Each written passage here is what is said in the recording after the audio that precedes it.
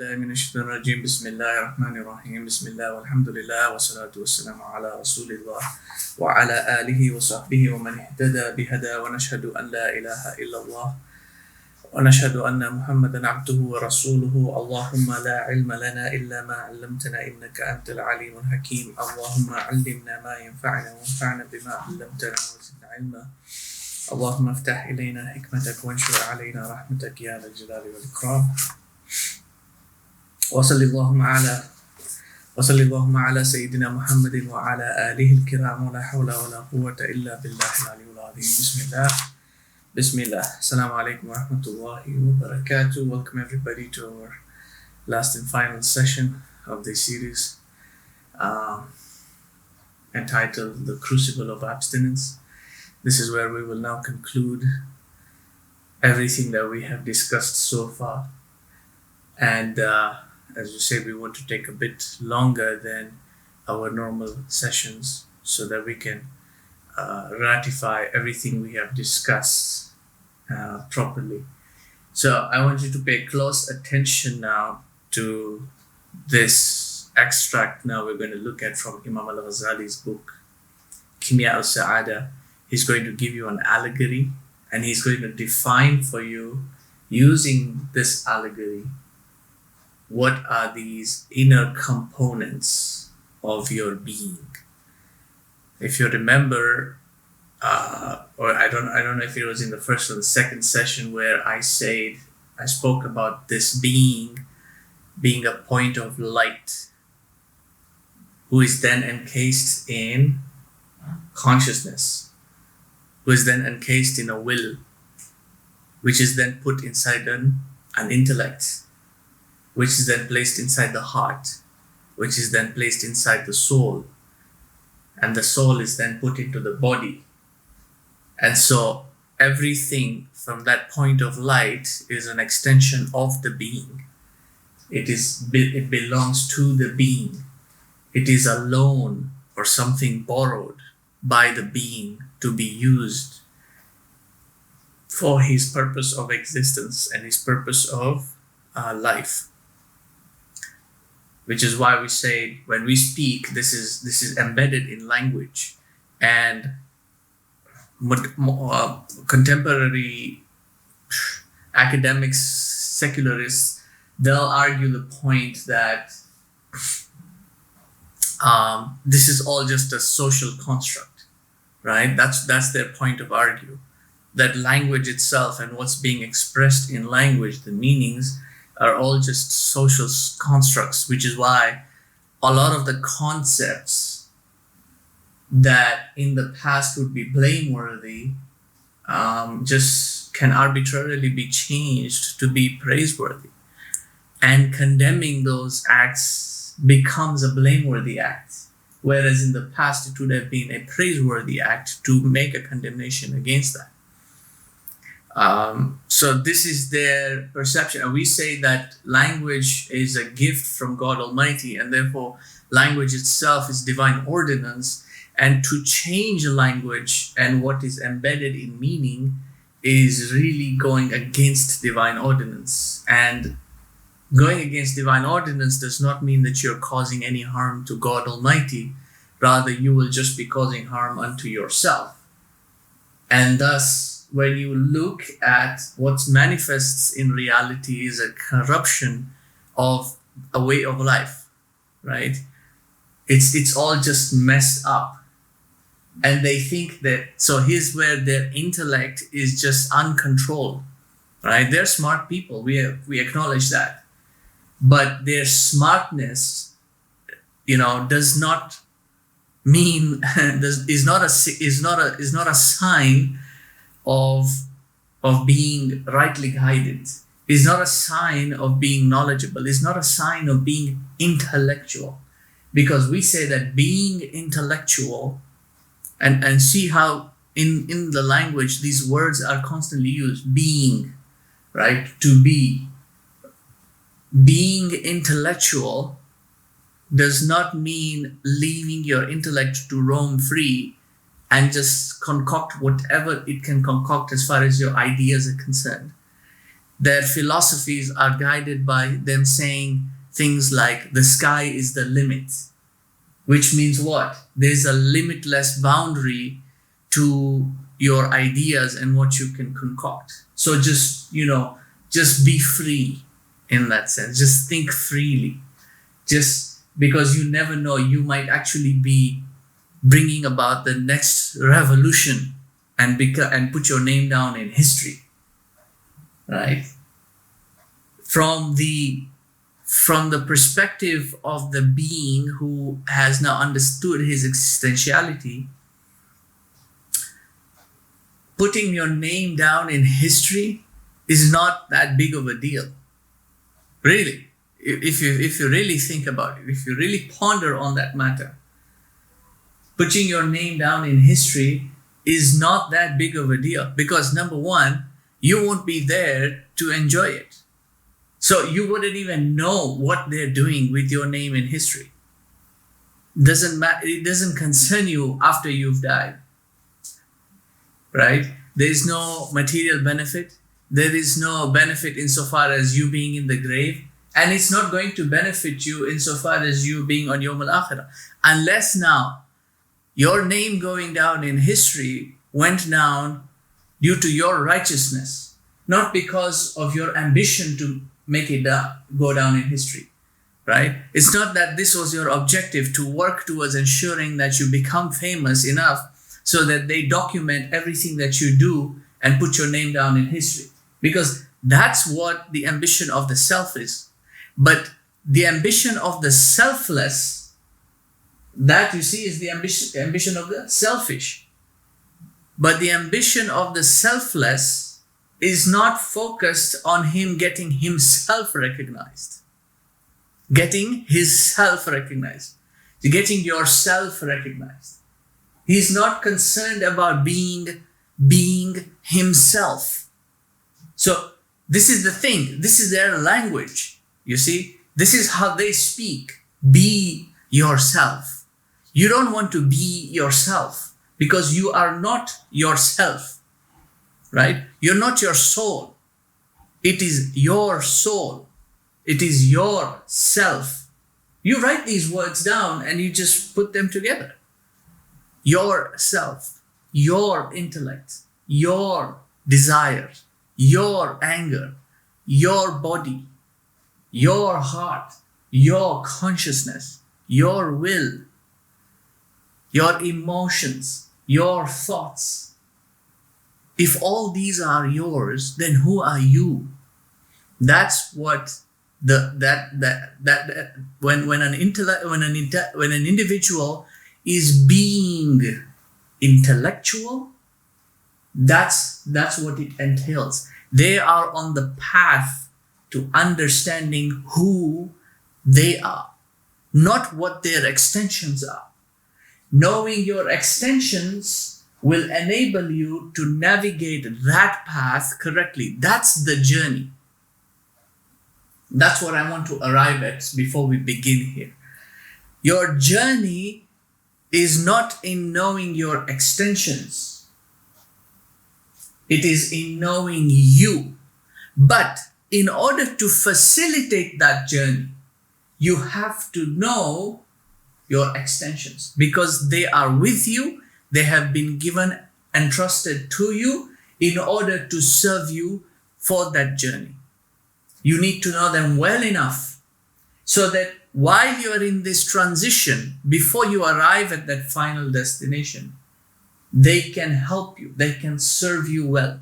If you don't know what you have, what it does, what it's capable of doing, and you just willy-nilly head out into the wild, into the unknown, the unseen, then you will be destroyed, right?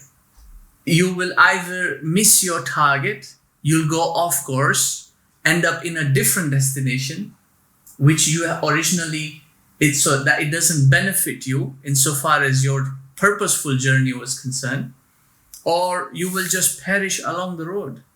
And a lot of people, they perish along the road. They die off along the road, right? They end up just giving up on the journey. Most of them never even realize that they are on a journey. You see, they'll cultivate along the way.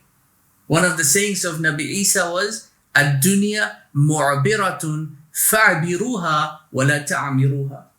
The world, this dunya, is a bridge. And so by the virtue of a bridge, don't build on it. Don't cultivate on the bridge. Cross over the bridge. The point is not to settle on the road. The point is to get to the destination. And in order to get to the destination, to navigate your path well, because there will be obstacles. The path will be winding. There will be threats along the way. There will be issues that will come up along the way, right? There will be problems along the way. It's a world of causality. So things will happen. You need to be able to navigate your way either through those happenings or, avoid those happenings. And you can only avoid happenings when you have the acumen to see the happening. So entraining is an important aspect of your being, because all these components that you have, these extensions of your body, of your soul, of your heart, of your limbs, of all these other elements, these need to be entrained. Your gear, right? Your provisions, they need to be refined. You can't just pack for a journey haywire, take some rental car that you are not used to or whatever, and just set out. What's going to happen when you have a breakdown? You won't be able to do anything. People like that, ultimately, they will give up on the journey. Because again, the journey is what? It's mujahada, it's a struggle. They'll give up on the journey. And then they'll sit on the side of the road. It's not working. I can't go anywhere. The horse's shoe has broken. I can't fix it. Right? If the horse's shoe, they put the horseshoe on the hoof, they hammer it in so that the hoof doesn't get damaged when the horse is running. That's the point of the horse's shoe. So if you don't know how to fix it, you don't know how to repair that, or the carriage wheel has come off, because in the past they just put the wheel used to be put in and there used to be a peg holding it in place. If it breaks off and you don't know how to fix that, like a lot of people today, they can't fix a flat tire. They don't know how to change the wheel and put the spare in. Everyone, CAA or roadside assistance or AA or whatever company they affiliate with. People can't change a flat tire. It's just amazing how much people have crippled themselves. My point of giving you all this now is so that you will be able to understand this disposition that Imam Al-Ghazali is going to give you insofar as you, the being, your extensions and your journey. All right. So I know I keep on repeating that statement, but I really want to emphasize this. It's important that you understand this, because without understanding this, no matter what you do, whatever actions you perform, whatever ibadat you do, for the most part, they will just be unconscious. Like you won't actually be invested in them as much as you could possibly be invested in them. If you understood what part of your being should be invested and how it should be invested. That's my point. Okay? When you are in salah and you're trying to focus, how does that focus, how do you do that? Khushu', how do you do that? See, you need somebody to teach you that, to point out your mistakes, to explain it to you. This is why a teacher is important. This is the hadith of Jibril. You need a teacher. You need someone to teach you. It's not something you can get just from the book. Additionally, you need to know that while you're praying, it's not just your body that is in that position or whichever position. Where is your mind? Where is your soul? Where is your consciousness? Where is your will? Where is your heart? How do these function in order for you to bring them in order and say, pay attention here. We'll deal with the other things afterwards, right? We'll deal with that later. People usually think about groceries at that time, from my understanding. If you do a consensus, a lot of people think about grocery or food. What I'm going to make for dinner or eat for dinner. Others think of their business, I guess. So this is the thing is, you need to be able to bring yourself back to focus and say, we'll deal with those things later. For now, let's just do this because this is what takes priority. That's my point. If you understand the hierarchy, the order, the way everything has been set, then you will be able to govern yourself properly on this journey now. And then during this journey, if anything happens, if there's any occurrence, then you can deal with it, right? And so such an occurrence would be, say, somebody dies in your family, someone close to you. It hits you emotionally hard, right? You don't lose yourself, meaning your heart doesn't end up falling into a state of tribulation so that you can now no longer focus on the journey. Puts you in depression. Or you fall down the stairs, break your leg. That pain is going to keep you diverted all the time. You need to understand also how you're going to deal with that pain. You see, how do you focus? How do you control yourself? Because people, they go off in strange directions when something like that happens. You know, it's like the tribulation, you know, Qayamat ka din aa gaya. You know, it's like, I need, and they get angry at the nurses. They get, they start shouting at people. They want just to okay, now it's like holiday for them. So bring me this and bring me that, and then eat this and eat that and nice this. And so they actually tend to lose themselves in that mode, right? Now that's an occurrence that has happened during your journey. How do you deal with that? You need to control yourself. You need to recognize what needs to be done here. Fix the wheel, keep moving forward. Okay? So let's take a look at what Abu Hamid Al-Ghazali says, rahimahullah. He says in Faslu fi ma'rifatil qalb wa asakiruhu, in the section of knowing the heart and its troops. And then he's going to extend that to the section on wadifatul qalb. So he says, "Alam annahu qila min fi mathal mashhura." Know that it has been mentioned, has been said in a very famous allegory. Now, this famous allegory or metaphor, it's really unique. It's really remarkable. All the scholars have used it.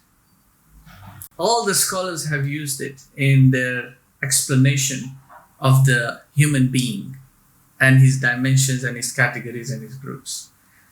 Now, it's a reflection of what the human being manifests in reality, but it's also a reflection of reality itself. And this is what we said when Imam Ali said in his Diwan,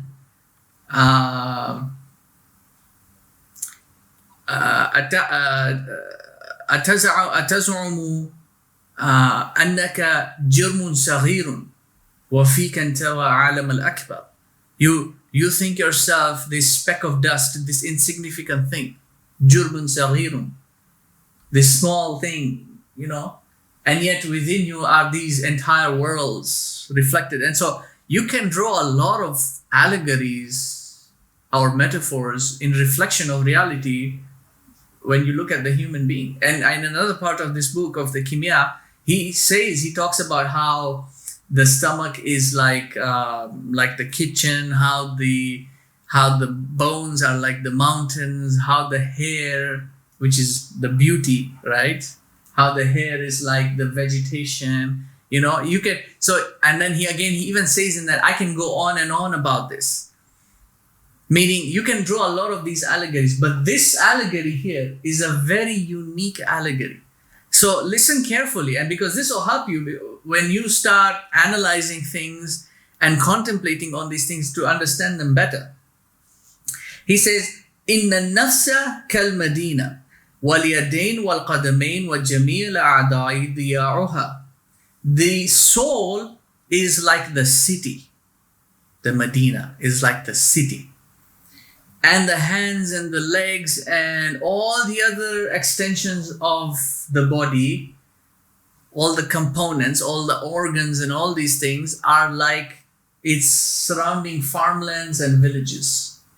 So you've got this capital city, okay? Then outside on the outskirts of this capital, you've got all these other villages in different parts of the kingdom. So the body is the kingdom now. And the soul is the city. Okay? That's what he's saying. وَالْقُوَّةُ الشَّهْوَانِيَّةُ وَالِيُّهَا. And the power of concupiscence, the shahwa, is its governor. Okay? It's administration, where you'll find all the politicians, all the civil servants in that department. وَالْقُوَّةُ الْغَضَبِيَّةُ شِحْنَتُهَا. And the power of irascibility is its defense force, is its police force, its army, its military. I'm giving you more words than what's literally in there. Okay, so I know people are wondering why those who know Arabic. I'm giving you more words that are synonymous to just help you understand better, instead of giving you a literal translation.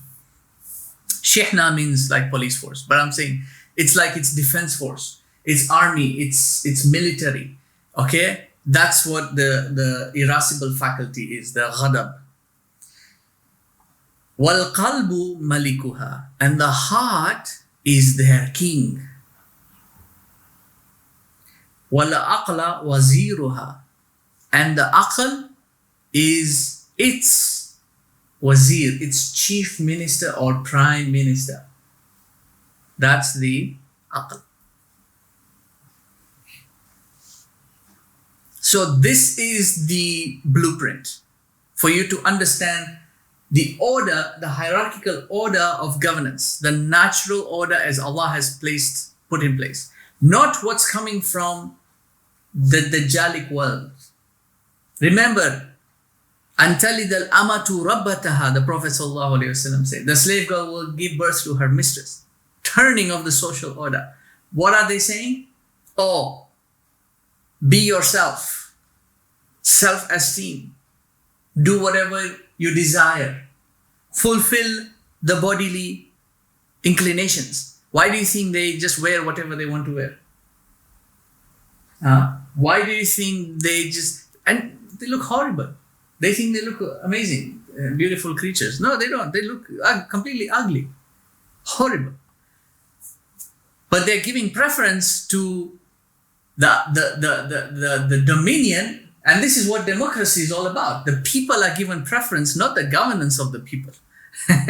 In the past, the governance is what is given preference. This is why people respected the rulership. It didn't always work out in their favor.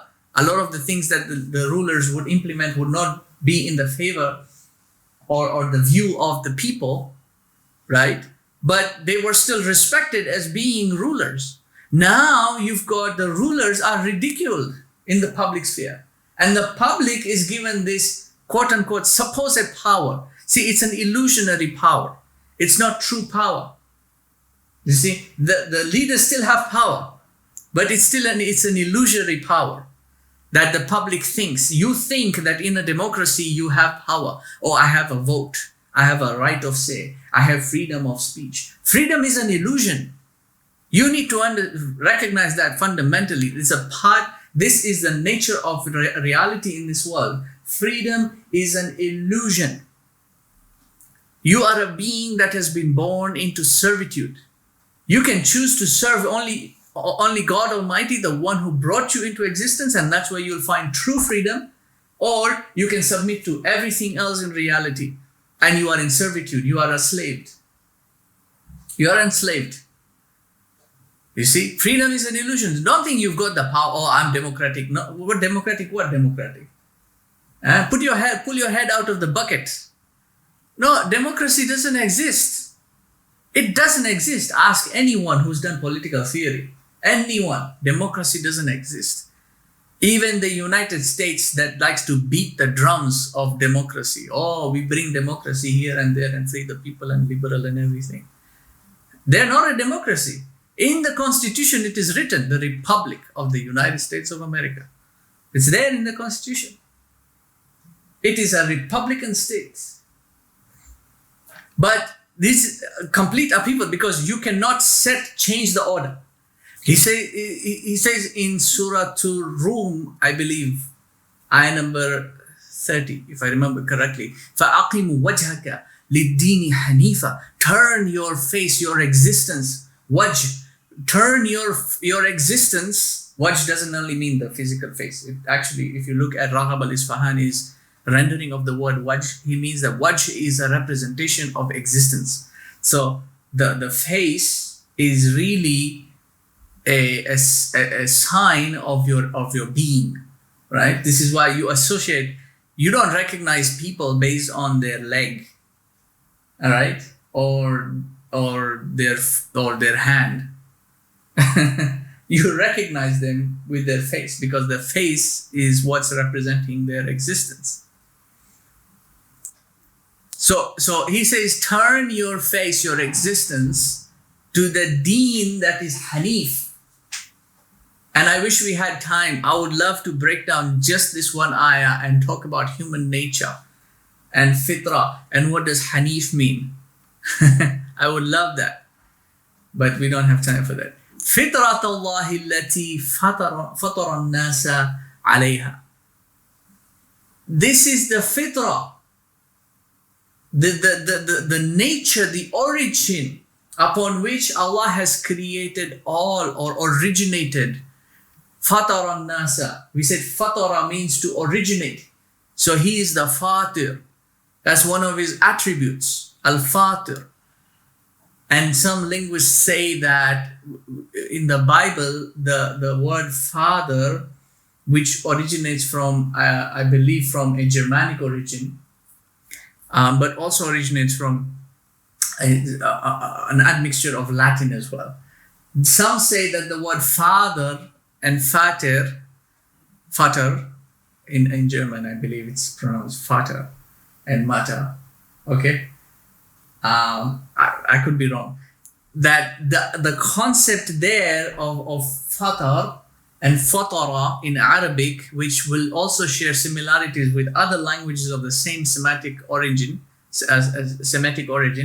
that word is one of those words that just has an origin in, like, from way before, from the beginning of human human history.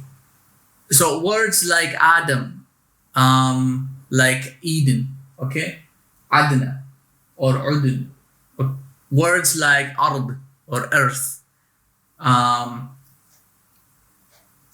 many other words you will find that they don't, even if they go through a morphology or an evolution in language, they still have a trace back to a source origin of that word, meaning that word, which is why we say a language is not an arbitrary thing. You see, evolutionists argue that it's just a component in the brain that evolved, and so we started making these noises and grunting and pointing, and they come up with this ding-dong theory.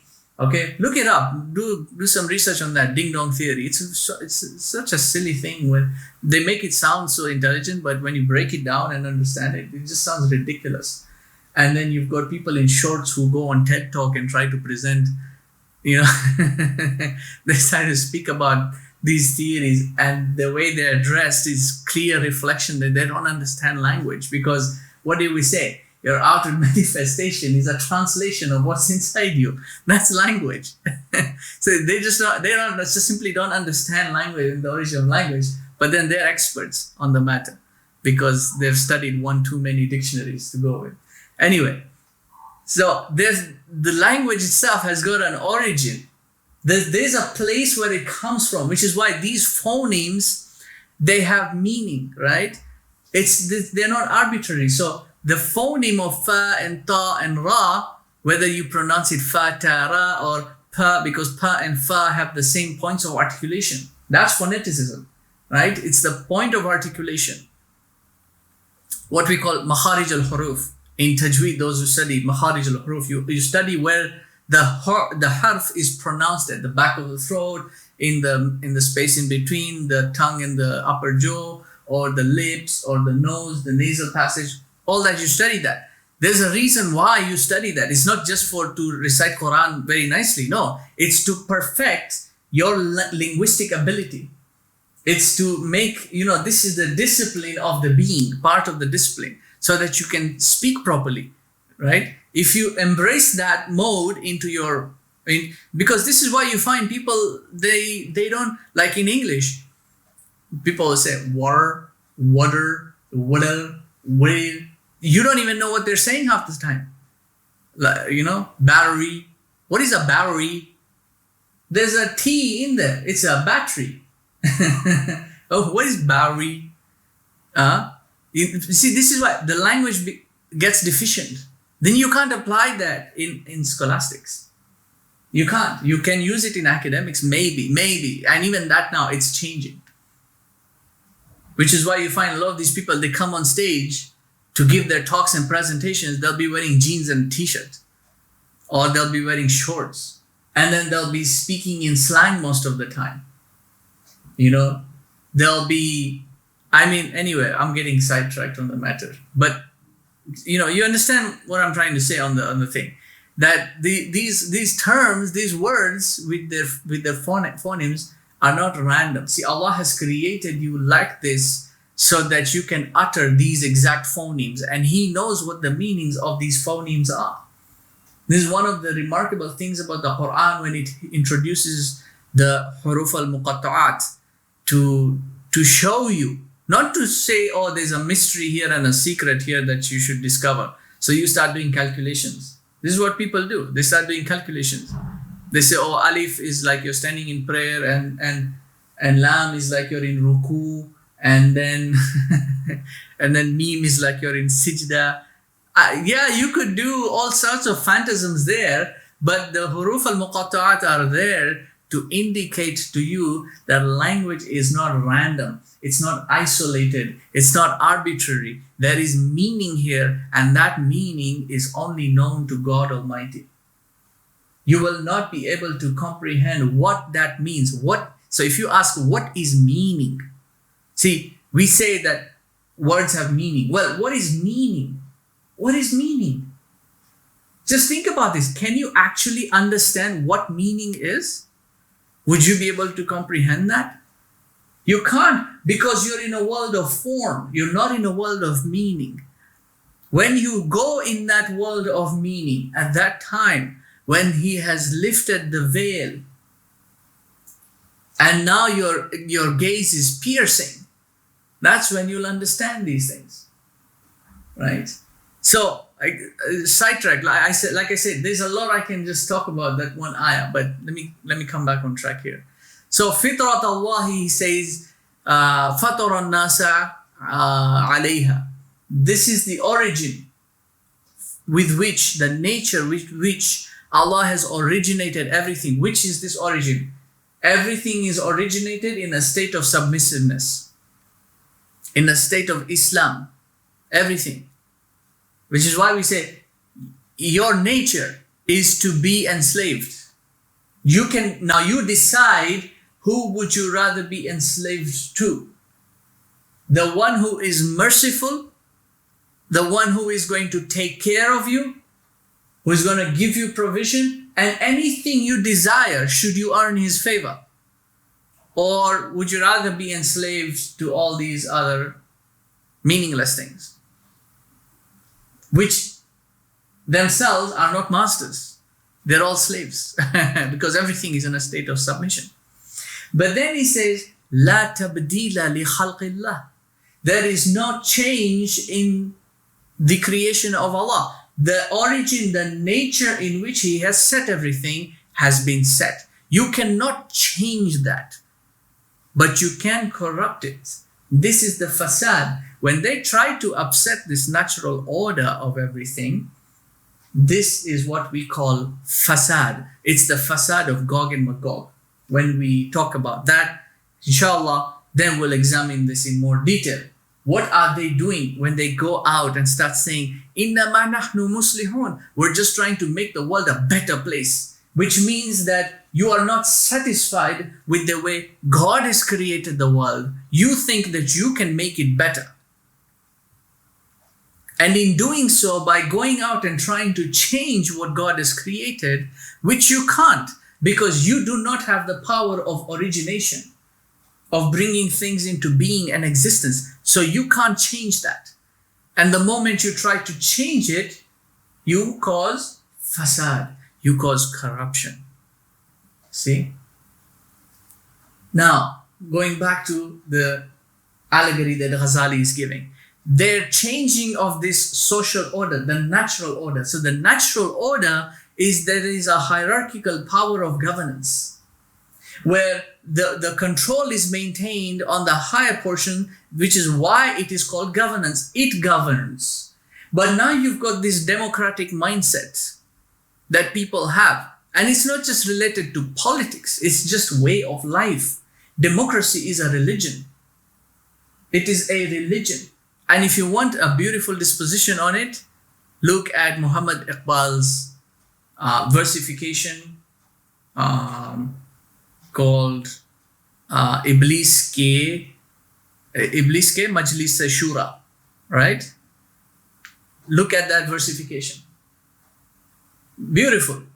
If you want to understand what it is as a religion, as democracy, where it's come from and what it actually entails. Now,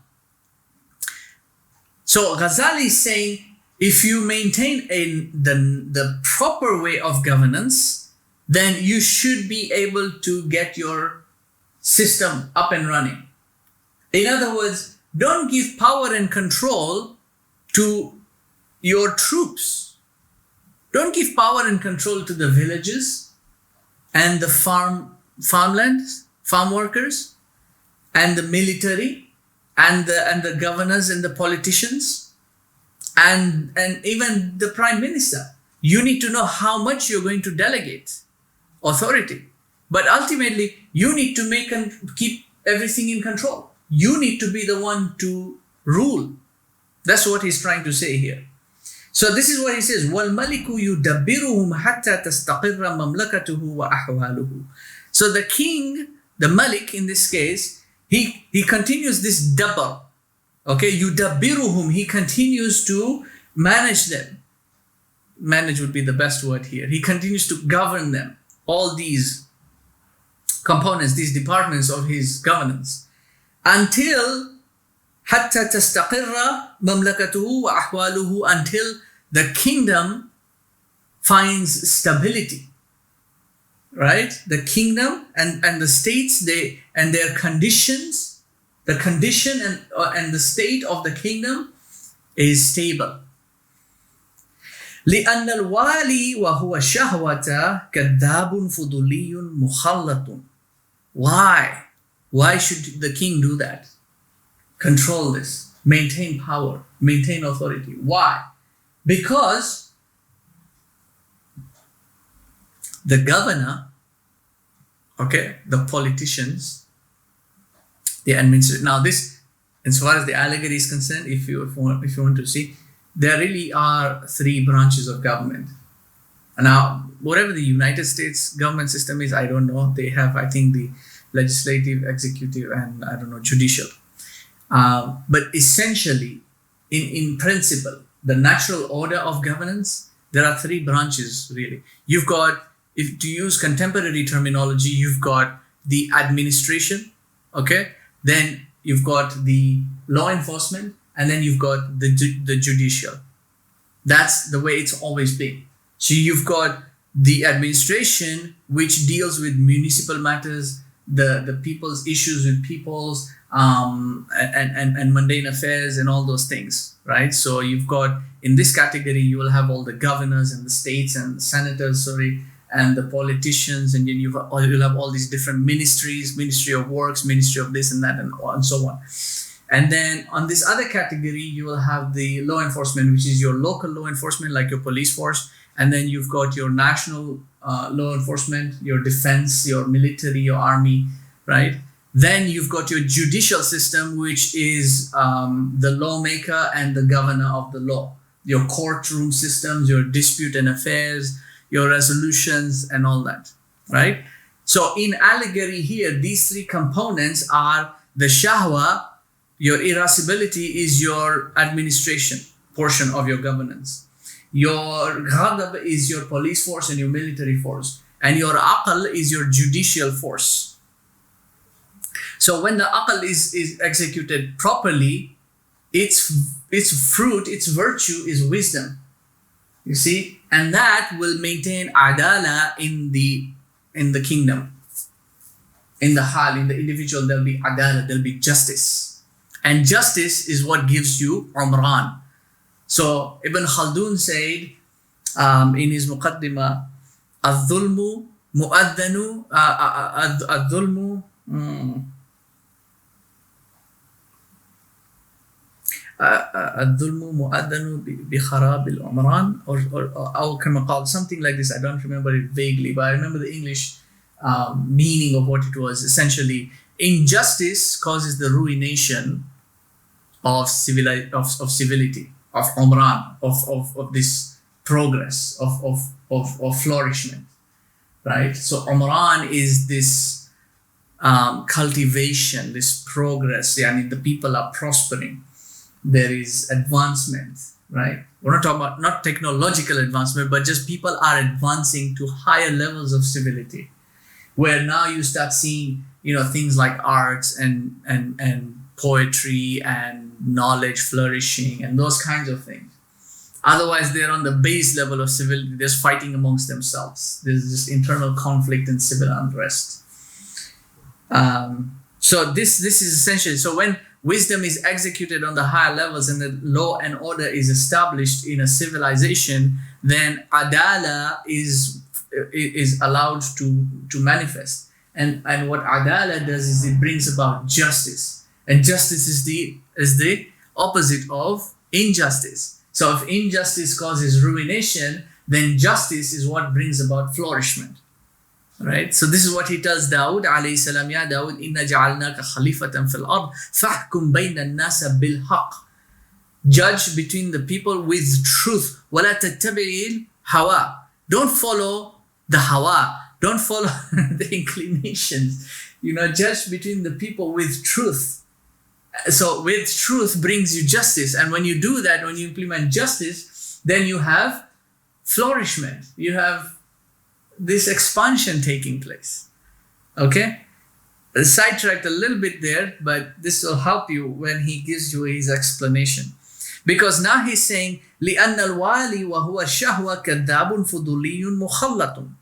Because the politicians, the governance, what's their nature? What do they do? This is established in any governing system. It's just known that politicians are what? They are liars. Politicians always lie. You see, they're liars. They're meddlesome. They're nosy. They get involved in each other's businesses. Oh, that one is doing this, and this one is politing this, and this one has, you see, so that one said like this in public, and this one made this speech. This is what they're doing. You see? And what does that make them? Mukhallatun. It makes them confused. Why? Because politics is a purely semantic and subjective field. There is no such thing as objective politics. When you speak about, say, as a concept, objective politics, you're really moving into principles now. On principle, governing on principle. You're no longer on a field of politics per se. Politics in the negative connotation. Politics is a good thing. It's a good thing. Siyasa is a fundamental portion of human beings and human affairs. And there is a special branch of study in our tradition when it comes to siyasa.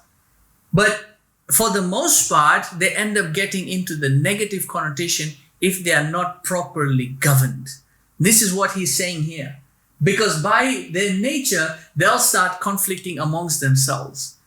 Or this or that. Politics, lying, and getting meddlesome and nosy. Not doing what you're supposed to do when you're in that position of power, in that seat, in that office. right? And that makes them mukhallatun, confused. Just, so you can't expect the politicians and the governors to make the decisions for you insofar as running your empire is concerned. You see, this is why you need to have a head of state. The politicians, each department and whatever, they cannot run the government. You see? وَالشِّحْنَةُ وَهُوَ الْغَضَبُ شِرِّيرٌ قَطَّالٌ خَرَّابٌ. And the police force, the shihna, the military arm, which is now the shahwa. Okay? Don't confuse the words, they sound similar. Shihnatun, which is the police force, which is now the shahwa. The ghadab. Right? The irascible aspect of you. What's his nature? See, he might be tough, right? Big guy with an armor, gun on his side, right? You see how, most policemen walk, right? They have a gun on the side. I have a gun. And that immediately creates an aura of, I'm a tough guy. Right? You got a problem? Is there an issue? So you find like the policemen in North America, this is mostly driven by pop culture, and they probably won't admit it, but that's what it is. It's driven by that mode of thought. That, the policeman is a tough guy with a gun and the sunglasses and the whole vest and everything, and with his belt and baton hanging on the side and his boots and the way he stands. Right? That's the nature of this guy, the police force. That the military, they've got this, because they have to be. The military has to be tough. The police have to be tough. But toughness does not run the country. Toughness does not run the empire. Right? The military rule, why do you think martial law is not the standard of governance? Why? Martial law is only brought in an emergency situation where there is breakdown of government and now you need an interim sort of a band-aid situation because law and order has to be maintained. So just bring in this thing right now, martial law, and so that there is no anarchy. Because once you remove law and order, then you have anarchy. And if you want to think about this in terms of the fitrah with which Allah has created everything, the nature of creation is in order. Everything in creation has been created to be in order. There is governance because He is the supreme authority. He is the supreme leader. Right? So from a human vantage, things might look like it's chaos to you. See, this is what they do. Atheists, naturalists. They look at nature, they look at reality, they look at the cosmos, and what they see from their perception is that it's all chaos. Because they can't make sense of it. Like it's all random. There's no pattern to it. But there is a pattern, there is an order. And this is what we say, that chaos is order that just hasn't been deciphered yet. Chaos is orders yet undeciphered because you just haven't made sense of it yet. So it's appearing chaotic to you. But there is a natural order in the creation of everything. Allah has created everything to be in order. Now, if you remove that governance, hypothetically speaking, if that governance was to be removed, if Allah subhanahu wa ta'ala withdrew Himself from everything that's created. See, He is Rabbul Alameen. So in that sense, He is a Murabbib of the Alameen. Means He is constantly nurturing it. His care and His dedication to His creation is ever present. It's never removed. And it's because of that everything is still the way it is. Meaning that things are... So if He was to remove the order of, let's say, just how atoms bond, how molecules come together, how cells work together.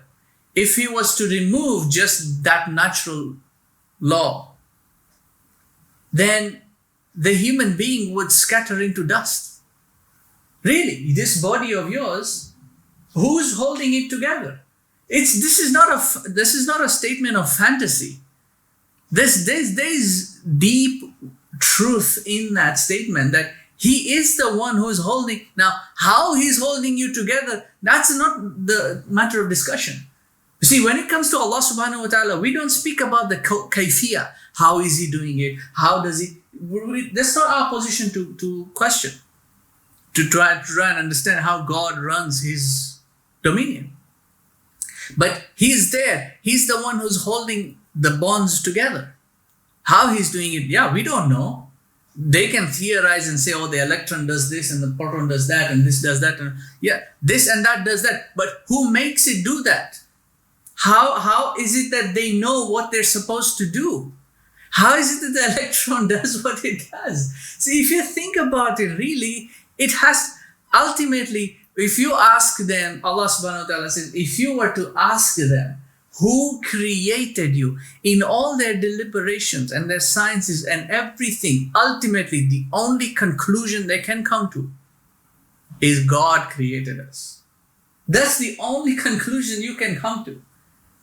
And that's not speaking just like that. If you really follow the science, and many scientists have affirmed this, many, those who are sincere, I'm not talking about, and many, when I say many, not contemporarily, I mean in history. Many of these scientists, they affirm, because sincerity in the science, the ilm helps you understand the alam, or rather the alam helps you facilitate the ilm, which takes you to what? If the ilm is properly guided, it will take you to ma'rifah. And that ma'rifah, because what's ma'rifah? Ma'rifah, just to give you an epistemological thing here, ma'rifah is universalizing the particulars. That's ma'rifah. Because the heart was not created to analyze particulars, to get focused on particulars. It doesn't comprehend particulars, the heart. The heart only comprehends universals. That's the nature of the heart. It's the mind that distinguishes the particulars. Okay? The aql. The heart is concerned with universals. And this is why unity is its focus. Because, right? When we said that it's human nature to believe what? To believe in one God. It's human nature because it has to be focused. It knows the unity. This is what the heart does. It universalizes. That's ma'rifah. You see? So, this is the thing. Ultimately, whenever you look at all the sciences are full of particulars and semantics and equations and everything. If you successfully bring them all together, the particulars, if you unite them all together, it will take you to the ultimate unity. And that's God Almighty. So this is what he says in that ayah in the Quran. If you were to ask them, who created you? In Surah Al-Zukhruf, وَلَئِن سَأَلْتَهُمْ مَنْ خَلَقَهُمْ. If you were to ask them, who created them? لَيَقُولَنَّ اللَّهُ. They will say ultimately it is Allah. They'll have to. فَأَنَّا يُؤْفَكُونَ. So then how is it that you're deluded? What's deluding you? What's preventing you from seeing the truth? This is what Iblis was asked. What's preventing you from seeing the truth? Seeing the truth with what? Not with your outward eyes. Not in the truth is not found in the particulars. You see, the truth is not found in the semantics. The truth is not found in the subjectivities. The truth is not subjective. There is a subjective truth. But the truth is absolute, which means it is independent of any particular. You have to arrive at the truth. Which is why to see the truth is not done by the eyes, it's done by the heart, which is why when he asked Iblis the question, Ma mana'aka, what prevented you from doing what? From seeing the truth, right? In obeying my command, because I speak the truth.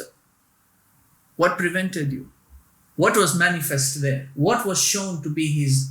It was arrogance. It was pride, which is what? It is a disease of the heart. If the heart is diseased, it will not see the truth. Likewise, if the head of state is incapable, is incompetent, you see, is a complete idiot, is a fool, is ignorant, has no knowledge with which to enlighten him, then everything below him is going to suffer. It is going to deteriorate. Because he's the one who has been given the power in the natural order with which Allah has created everything. It's not the people who have power. The people, they don't look at what they did. Look at what the people have achieved so far. Again, use the United States as an example. What did they achieve? George Bush Sr. All the atrocities he committed, justified by their way of life. Protecting American interests. Who came after him? Who elected him? The people elected him. Isn't it? That's what they say. That's what they say. The people elected him. We know the people didn't elect him because the people don't have that power. It's an illusion. But so let's go by their understanding. Yeah, we voted. Okay, fine, you elected him. Clinton. What did he do? Same thing. Who came after him? The other one. The monkey who was hit with shoes on live television, which he very well deserved it. What did he do? Intensified the atrocities, right? And so then people got rid of him. Or we got rid of him. Now we got somebody who's on our side, you see? This is the stupidity of the people. African Americans are all rejoicing, oh, we have a black president now. This is for us now. He's going to be on our side. He's our boy. What happened? What happened? Muslims were doing the same thing. Oh, he's actually Muslim, you know. Barack Obama. He's actually, because it's short form for Mubarak. So we are actually getting what did he do to your own brothers and sisters in the Middle East? And then the cycle repeats itself again. You got an even bigger idiot now in power who came in. Who elected him? And then to get rid of him, you chose the next best thing, the devil himself. You think he's going to save you? He's going to do the same thing. You wait and see. You wait and see what was going to transpire from that. You think that you have power. The people do not have power because the people are stupid. They are. They're not intelligent. This is why democracy never works. This is what Socrates said, the one who introduced democracy, said what? Democracy does not work because how can the vote of an educated man be likened to that of an uneducated man?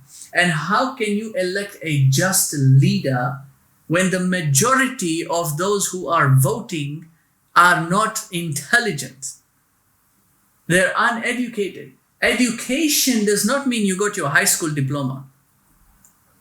That's not what education meant when Socrates was talking about it at that time. It meant having knowledge.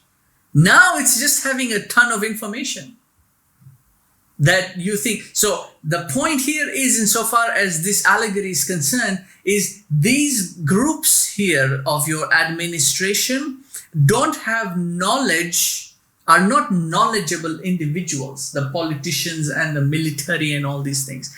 They have a ton of information insofar as how to govern is concerned, but they don't have the knowledge to govern. You cannot give them power and authority. Likewise, in any government governing system, you cannot give the people power and authority or choose your leader from amongst you unless they are an educated people, a civilized people where civility and education is guided by true knowledge. proper knowledge, not just having a ton of information, right? Because again, it is reflective of what they manifest into the world. The way they conduct themselves, their body language.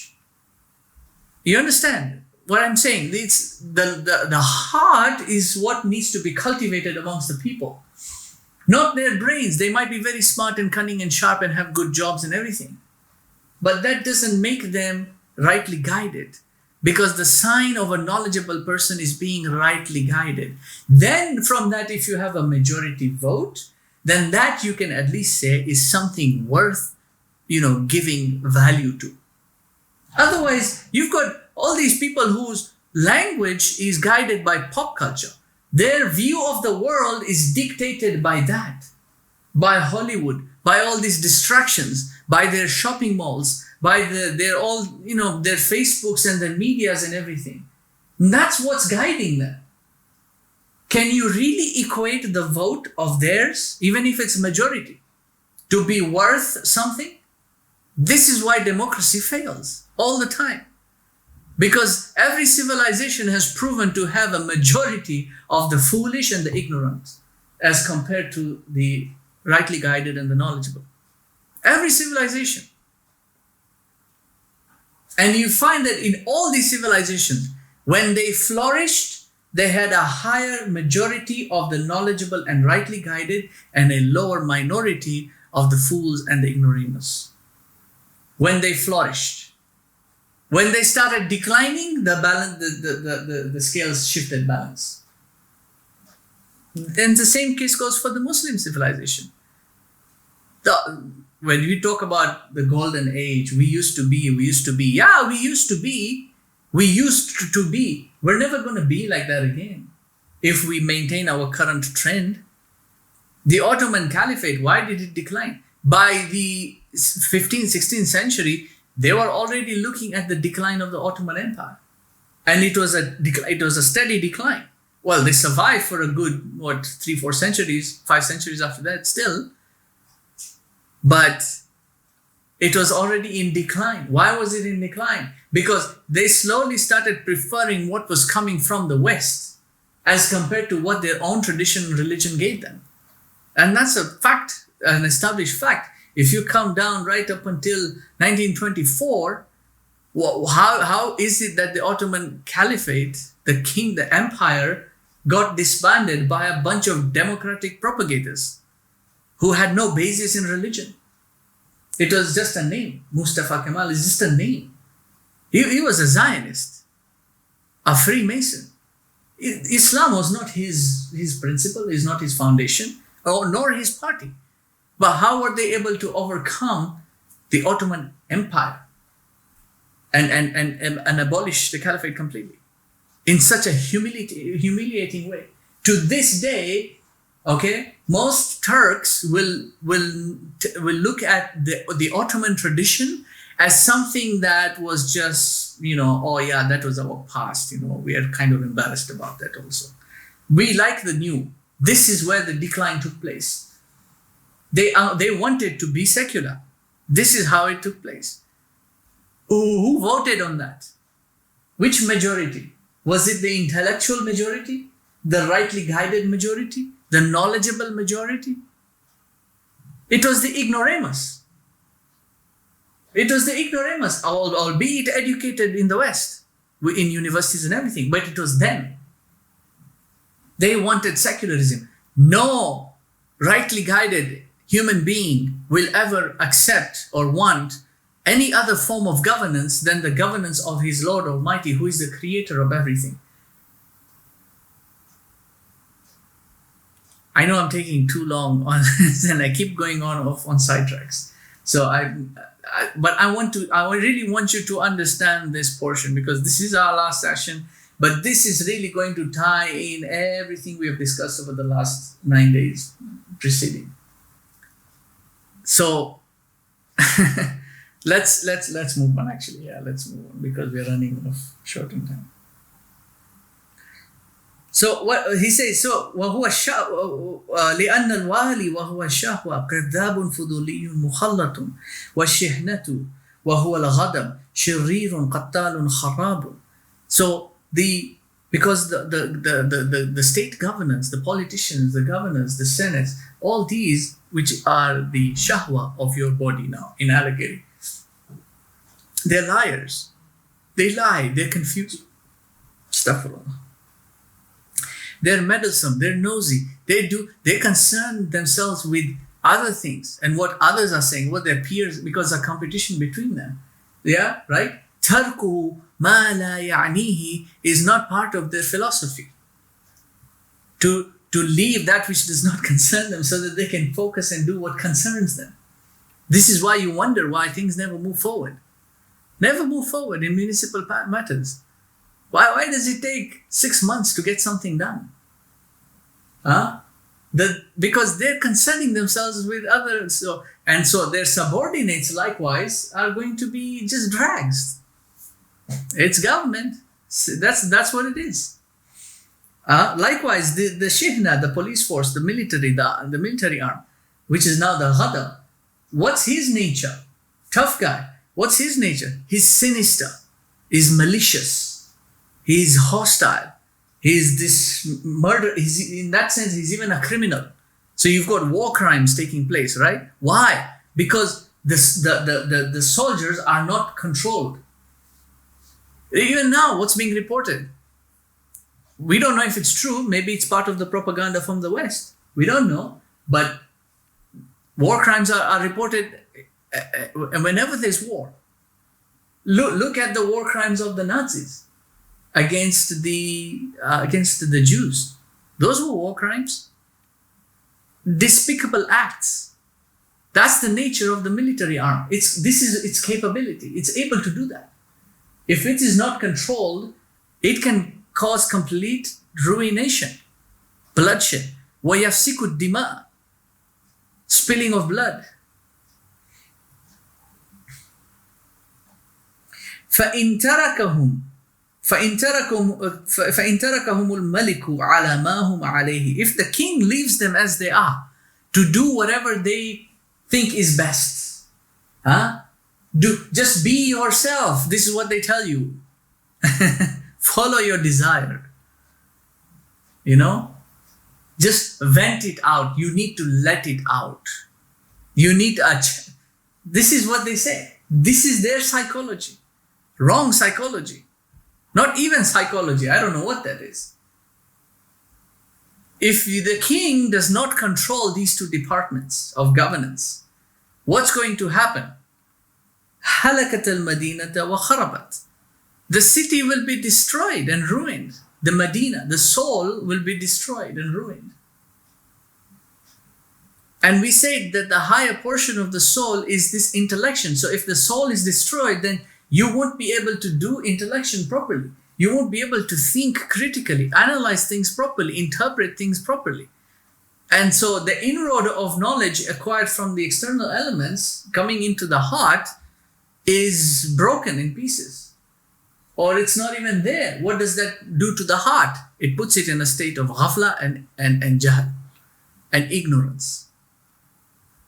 That's what happens. And so what's the resultant of that? You're not able to now see the direction you need to go in your journey. You're not able to see the pathway, the road clearly. You're not able to see ahead. Are there any obstacles I should watch out for? You're not able to see the signs that are placed along the way for you to be observant and be careful of. You see? And then so you end up, now it's a snowball effect after that. You end up hitting the obstacles. They cause you damage. They put you in a state of, turbulence. And now you're dealing with this issue. You're on the roadside, the cops have been called and there's an accident and now there's this and that and a whole bunch of paperwork that needs to be done. So you're stuck there, you see now. And what does that do? It wears you down. And then it puts you now, you just give up. No more hope. Whatever. I don't care. People commit suicide. Why? They feel life is difficult. Life is not difficult. It's you. You have not been able to cultivate yourself to cope with the life.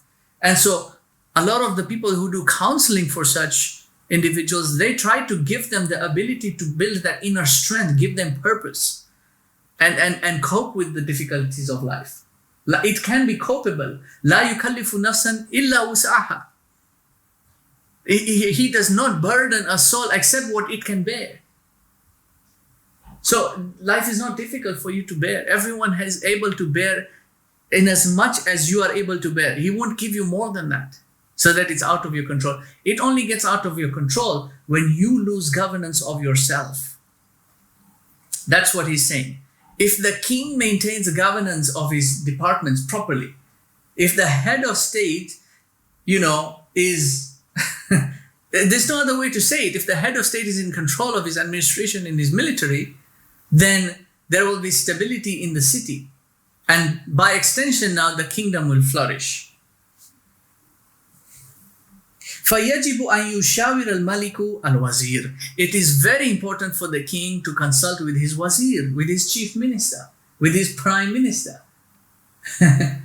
Because the prime minister is who? Is the aql. وَيَجْعَلَ الْوَالِي وَشِحْنَتِي تَحْتَ يَدَ الْوَزِيرِ.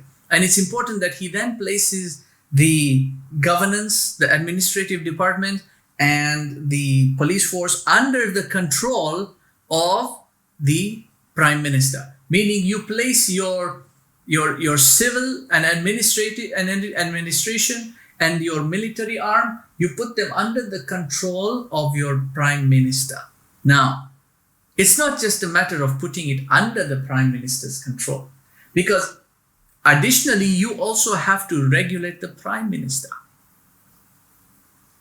You can place any idiot on that seat as well. Doesn't mean he's going to make everything go away, resolve all your problems. He needs to be properly guided. Now, if we say that the aql is the prime minister in this allegory, then the aql has to be rightly guided. Isn't that right? What guides the aql? It's knowledge. That's what guides the aql. It keeps, and the aql, it's all about limits, boundaries, hudud.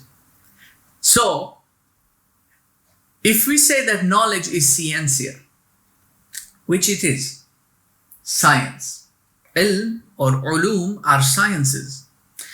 And in our tradition, let's leave the Western tradition. It's complete garbage. In our tradition, the way things are done is every ilm has got mabadi'a ashara, has got 10 art forms, principles of art forms. The first of these art forms, and I mentioned this many times, so inshallah we'll do a talk on just the mabadi'a ashara to explain what they are, because these are very important to understand for everyone, because we all go through the learning system, we go through the schooling system. It's important to understand this because the West doesn't understand them, which is why they're going helter-skelter. You see, it's dialectic for them. There's no proper epistemology. So the first of this is al-had. Now, al-had, what it does is two things. It defines all the terms that will be used in that one science, and it defines the limitations of every science. In that we say that every science has a limit, has a boundary that you do not cross, right? And so if you want to do the comparison to the West and their academics, and when I say West here, I'm referring to secularists, okay? I'm not referring to ethnicity. I'm not referring to race. So I'm referring to their ideologies, secularism. And for the most part, it's now global. So anyway, if you look at them, they have no limits. See, what are they trying to do? Time travel, intergalactic travel, establishing a colony on Mars, building a base on the moon, sending us a probe into the Milky Way. But where? See, here you have to wonder. Yeah, theoretically, it makes possibilities because it's a world of possibilities, right? Doesn't mean that you pursue it. And even if you pursue it, doesn't mean it will materialize. Where's the limit of your science, of your seeking that knowledge? Because knowledge and education now is a simple commodity to be exchanged for a way of income. That's it. That's what it is. It's a means to earn a job. That's knowledge and education now. The Muslims never looked at it like that. They never learned the sciences so that they could go out and get a job at a corporation somewhere. Huh? What they learned insofar as craft is concerned, or apprenticeship or something like that is concerned for their livelihood, was not the same as what they learned in the sciences. Now, in the religious sciences, likewise, we have these hudud. First of all, there are terms which are defined in every science, and then there are boundaries or limitations of every science, so you do not transgress. Because as a principle of reality, the truth has a limit. Okay? You have to understand that. Truth is not boundless. It's not infinite. It's not, it's not just whatever. It is defined. It is precise. That's the truth. It exists eternal in its existence, but it itself is absolute. Okay? And so every instrument that you use to arrive at the truth should also recognize those boundaries.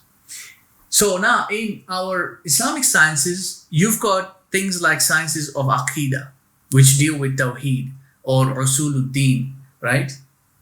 Usuluddin is the science of the asl of the deen. So this is your Aqidah now. And so there are limits in the science of the Aqidah that tell you this is what you should believe in, and up until this extent, then you don't exceed that. Because the aql starts doing that. When you say something like, for example, to believe in the qadr of Allah. Okay, yes, you believe in the qadr, but then the aql will start doing that. Well, is it like this or is it like that? So how is it that I can do this, but then Allah has complete control? See, the aql will start doing that. Speculation. And we do that. It's human nature to speculate, because that's the aql uncontrolled. Just because it's human nature doesn't mean you give into it. You allow it to flourish. No, you have to control it. And that's the point here, is that the aql has to be regulated so that it doesn't get into speculations, assumptions, suppositions. You see, the aspect of dhann, in the sense that it's just concocting now. Because then when you introduce a supposition or an assumption, that's what serves as the foundation of any other logical mode of thinking you will enact from there.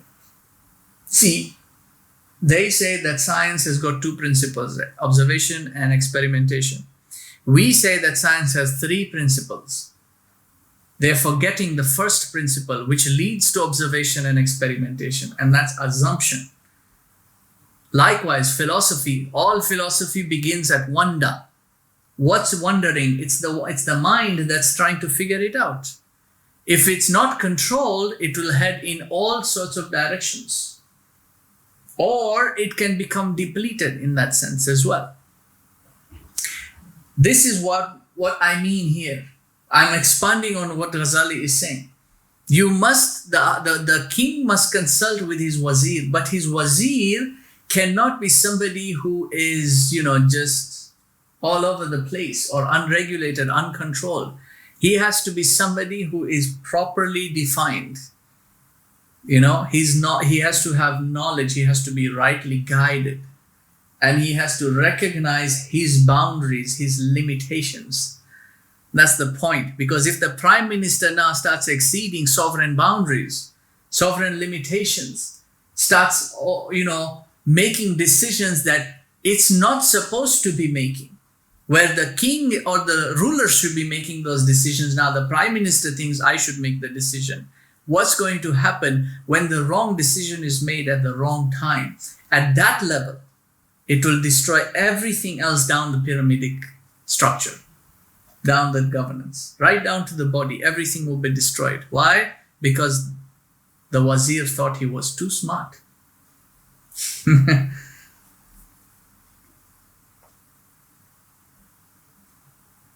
And so you should وَيَجْعَلَ الْوَالِي وَشِحْنَةِ تَحْتَ يَدَ الْوَزِيرِ. It's important that the king has to place the governance and the military under the control of the wazir. فَإِذَا فَعَلَ ذَلِكَ اسْتَقَرَّتْ أَحْوَالَ الْمَمْلَكَةِ وَتَعَمَّرَتِ الْمَدِينَةِ. If he does that, then the kingdom is going, and its conditions and its states are going to flourish.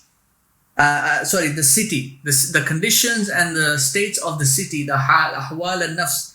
Now, وَتَعَمَّرَتِ الْمَدِينَةِ and the Medina is going to flourish. So the kingdom will be stabilized. I'm confusing the lines. I don't know why. فَإِذَا فَعَلَ ذَلِكَ اسْتَقَرَّتْ أَحْوَالَ الْمَمْلَكَةِ. If he does that, then the kingdom is going to be stabilized. The governance of the kingdom, the country will be stable, in a stable condition. It won't be in a state of civil unrest. If it is in a state of civil unrest, which ultimately affects the capital city as well, then the king is going to be in a state of now trying to figure out, deal with this civil unrest that is taking place, instead of now focusing on other issues, on other things that he wanted to do to bring more flourishment to the kingdom, like knowledge, like poetry, like arts, like all these things that would now take him towards better understanding and wisdom, which would bring him closer to his Lord, which is his focus. That's his focus, right? But now he's got to deal with this civil unrest taking place in his dominion, right? So if he places the wazir and he makes sure that his governance is properly ordered, the hierarchy, the structure is properly set, then the kingdom will be stabilized. وَتَعَمَّرَتِ الْمَدِينَةِ and the Medina, the city, will flourish.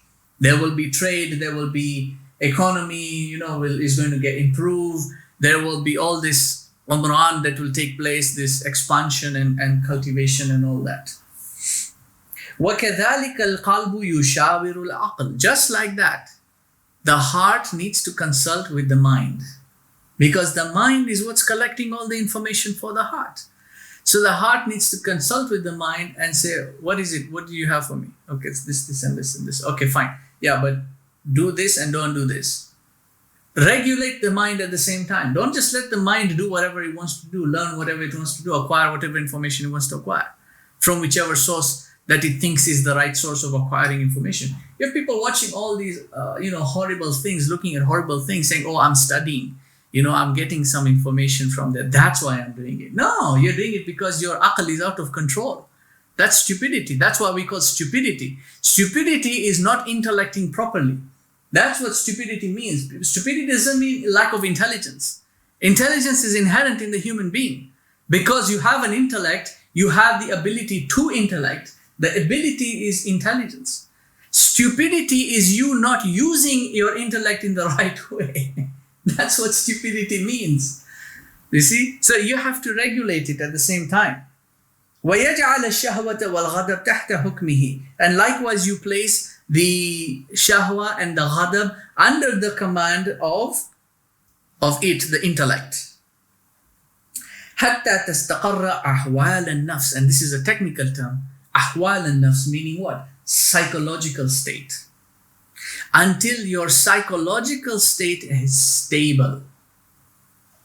If you maintain this order, because what causes a problem in psychology? It's when your soul has an internal conflict. A conflict of what sorts? There is a strong desire to want or do something, but then likewise there is a strong opposition on the rational and logical side. And there is a clash. Now, how does this clash take place? It's when both the desire and the intellect are on the same level of power and authority. And because they are on the same rank, you've got this fight. Because if one of them was of a high authority, then the other would at least respect authority, right? So if the shahwa was of a higher authority, then the intellect would respect the authority of the shahwa. And so what's going to happen in that case? The individual just keep doing whatever he desires, regardless of what the intellection does. And ultimately, the intellect will give up. No point in thinking about it. Likewise, if the intellect is of a higher authority, is in what he's saying, in what Ghazali is saying, if you place the intellect in authority, and the shahwa under the command of the intellect, then what's going to transpire from there? The shahwa will have to respect the authority of the intellect. So you may desire fruit, cheesecake, right? And you've already had some, and then you want more, and there's nothing insofar as the Sharia which says it's haram, right? You see? And that's your drive, that's your desire, but then your intellect says, no. See, you already have one. There's no point. You're going to get this, and then you're going to have to do this, and then, it's going to cause you indigestion or this and that and the other, whatever. It doesn't make sense. Just leave it. We'll have another one tomorrow. And then, so the heart will now listen to the intellect. And the heart will make the decision. Final decision. Okay, fine. Live it. The intellect's reasoning is sound. Sometimes the desire can give a valid point that the logic and rationality will not be able to match. In either case, it is the heart that must make that decision. That's the point here. But for proper governance to take place within the self, the intellect should be in control over the shahwa and the ghadab, the desires and the irascibility of the human being. And that is going to bring about psychological stability. Your psychological state will be good. ويصل إلى سبب السعادة من معرفة الحضرة الإلهية, so that you can arrive at the means through which your contentment can be sought out, which you will get from the ma'rifah of the divine presence. So the heart's contentment, which is its ultimate focus to be in the divine presence, is through ma'rifah. And so if the psychological state is sound, then the heart can focus, because if the city is running properly, if the kingdom is running the way it should be, then now the king can divert his attention to other projects, right? And this being the ultimate project, he can now focus on that. He doesn't have to deal with civil unrest, right? وَلَوْ جَعَلَ الْعَقْلَ تَحْتَ يَدَ الْغَضَبِ وَالشَّهْوَةِ هَلَكَتْ نَفْسُهُ وَكَانَ قَلْبُهُ شَقِيًّا فِي الْآخِرَةِ.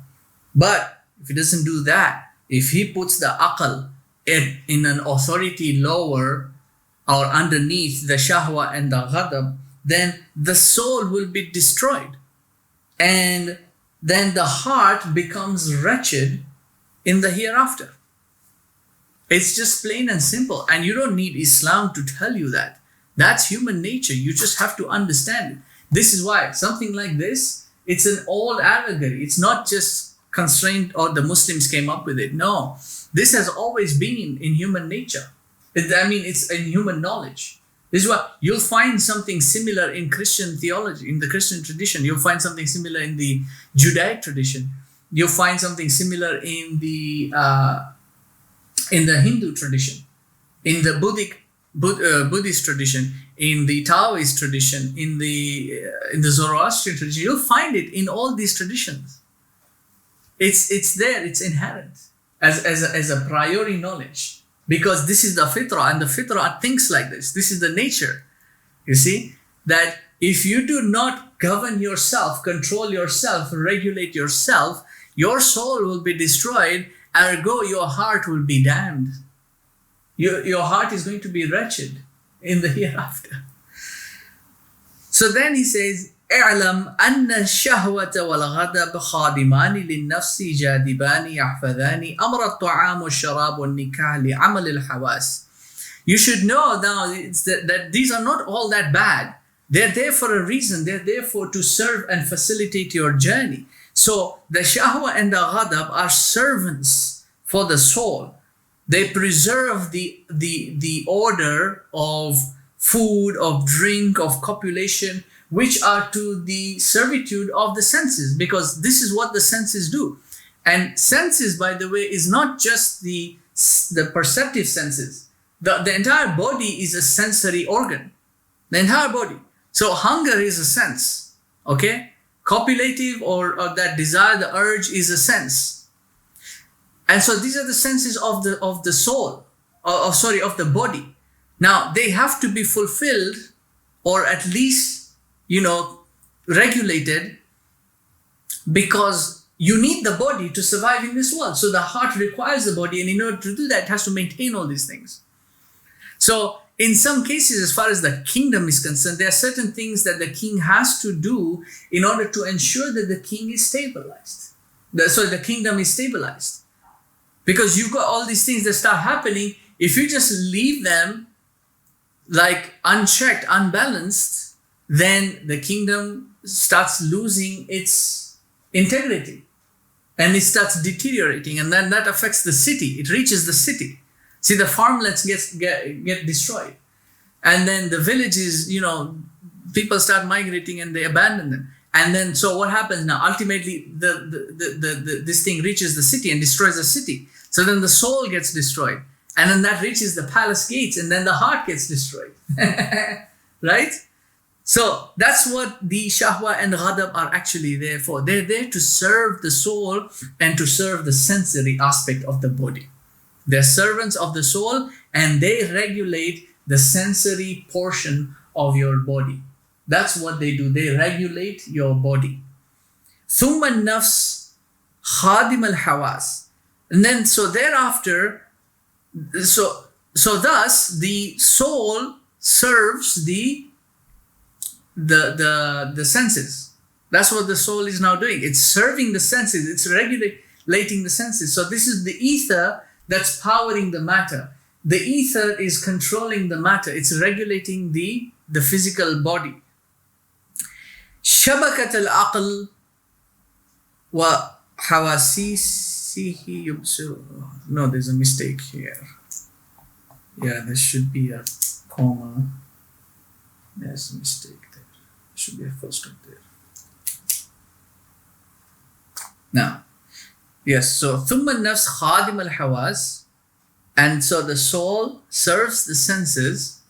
شبكة العقل, as a net for the aql, because what happens with the senses? The senses draw all this information, and then they go where? They come now to the soul, and then they are now regulated or interpreted by the higher aspect of the soul, the aql, who is the wazir now, because the wazir controls the city.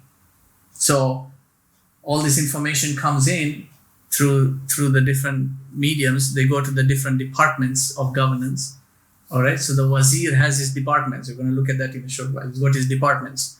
He's got people working for him, and then that information comes to the wazir. So people don't come straight to the wazir and say this and that. Otherwise, there'll be a whole line outside his office all day long just listening to the people's complaints. No, so he's got different departments. So if you have this complaint, you go to that department. You got a water issue, you go to the department of the Ministry of Water. You've got a problem with your electricity, you go to that one. You see? So then all the information comes to him, so that now he can now sort everything out and then go and have his meeting with the heart and say, okay, this is what's going on, right?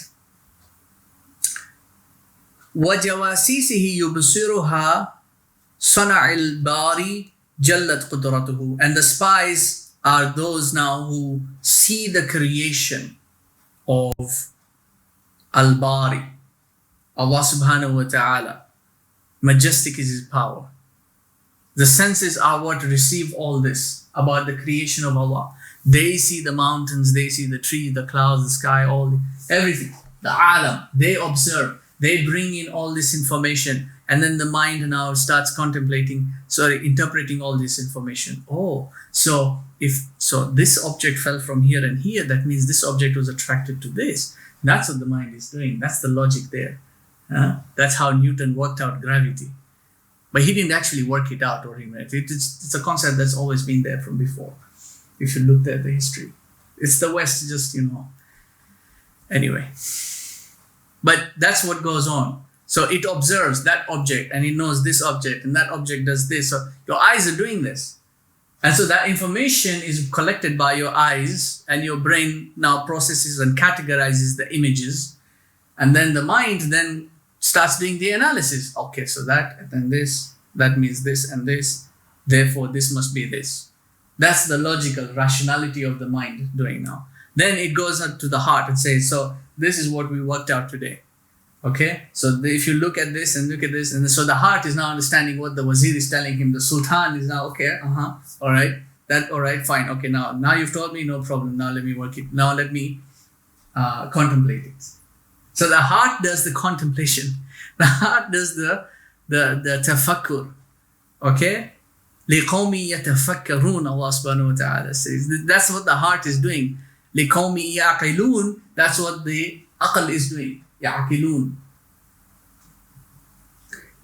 يَفْقَهُونَ, like when he says لَهُمْ قُلُوبُهُمْ لَا يَفْقَهُونَ بِهَا, they have hearts but they don't understand with it. That's what the heart is doing. It's understanding now. And so now that settles as knowledge. Now you know. Now what do you know? It's not the particular as far as the apple falling on someone's head is concerned. That's not what that's a semantic. It's a factual truth that you know. But what you truly know or understand from that is that there is a concept which you have now termed as gravity. That there is a certain behavior that takes place in this world, regardless of which semantic it is, whether it's the apple falling, or it is the mango falling, or it is bird poop falling, the concept is the same. That's the universal. That's what the heart is doing. You see, so the heart contemplates the universal. Likewise, the king in this case is what he contemplates the universal. Let's go on.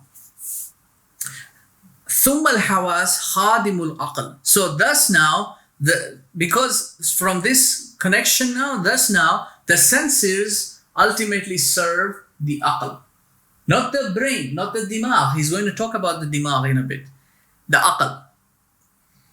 وَهُوَ لِلْقَلْبِ سِرَاجٌ وَشَمَعَةٌ يُبْصِرُ بِنُورِ الْحَدْرَةِ الْإِلَهِيَةِ. And it, the aql, is this lamp and candle that sees with the nur of the divine presence, with which they are able to see the divine presence. The light, the revelation of the divine presence. So Allah is revealing everything, right? The lamp of the intellect, we talked about, al-misbah fi zujaja, right? The lamp of the intellect is now what enables the senses to look and see what has God revealed. He's revealing this in front of you. He's revealing the mountains. He's revealing all this. This is how this nur starts entering into the niche.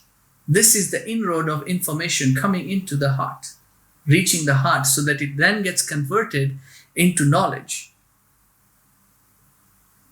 ثُمَّ الْعَقْلِ خَادِمُ الْقَلْبِ. Thereafter now, the aql serves the heart. See? وَالْقَلْبُ مَخْلُوقٌ لِلنَّظْرِ جَمَالِ الْحَدْرَةِ الْإِلَهِيَةِ. And the heart was only created to contemplate, to see, to recognize, to understand the beauty of the divine presence. That was the role of the heart. فَمَنْ اجْتَهَدَ فِي هَذِهِ السُّنَعَةِ. And so whosoever struggles in this workmanship, in this craft of what? Of maintaining this order. This is your politic. When we spoke about the Khalifa, right? Who is this Khalifa? Is the Khalifa who governs himself, who regulates himself, who controls himself, so that he then becomes responsible. That's the Khalifa. Not state Khalifa, individual Khalifa. And every individual can become this Khalifa if he does it the proper way. So if you struggle in this workmanship, in this craft, whosoever struggles in this workmanship, in this craft, فَهُوَ عَبْدٌ حَقٌّ. That one is the true servant. He's being what he was created to be. That is the true servant. That because this creature now that what was he created to do? This is the thing. This is the question we come back to now. What were you created to do? Khalifa. Who is Khalifa? He's a governor. You can say vicegerent, ambassador, this, that, and the other, but is someone who's been given some authority, has been given a position of power. Some rulership is required of him. Who is he ruling? If Adam is the first Khalifa, who is he ruling? There's no one there to govern. There's no kingdom to govern. Who is he governing? Which Khilafah is he establishing? You know how these groups, organizations, they keep arguing? Oh, Khilafah. See, it's in Surah Baqarah. Even Allah says He created Khalifa on earth. So we have to establish Khilafah. If the first Khalifa was Adam, which Khilafah is he establishing?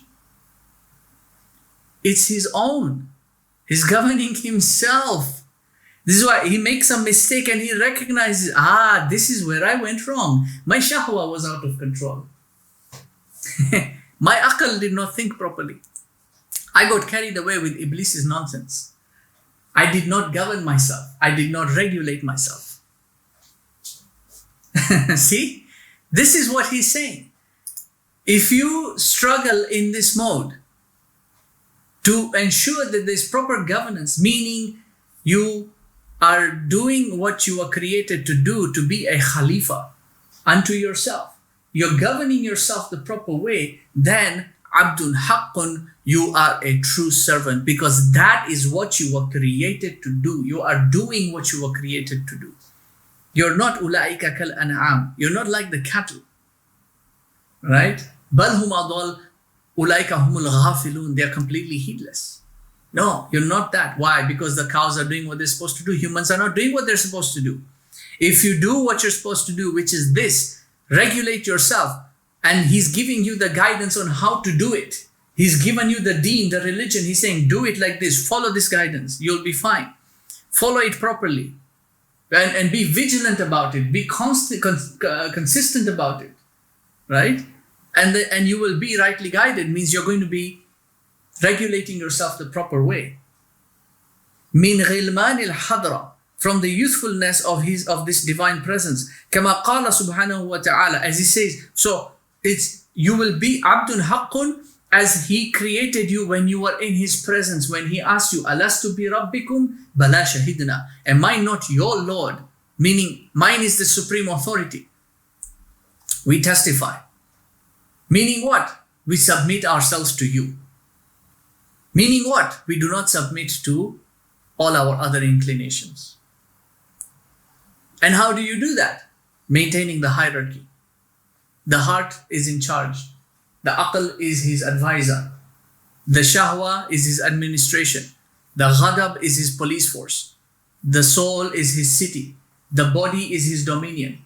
This is his kingdom. He has to rule it the proper way. He has to be a proper leader, a true Khalifa. كما قال سبحانه وتعالى وما خلقت الجن والإنس إلا ليعبدون. And in the tafsir you will find Ibn Abbas says إلا ليعرفون, except to know me. I did not create jinn and mankind except to serve me. And people always interpret the word abd to do with ibadah. No, abd does not mean the ibadat aspect or worshipful acts only. It is servitude. You are being created to serve your Lord. That's it.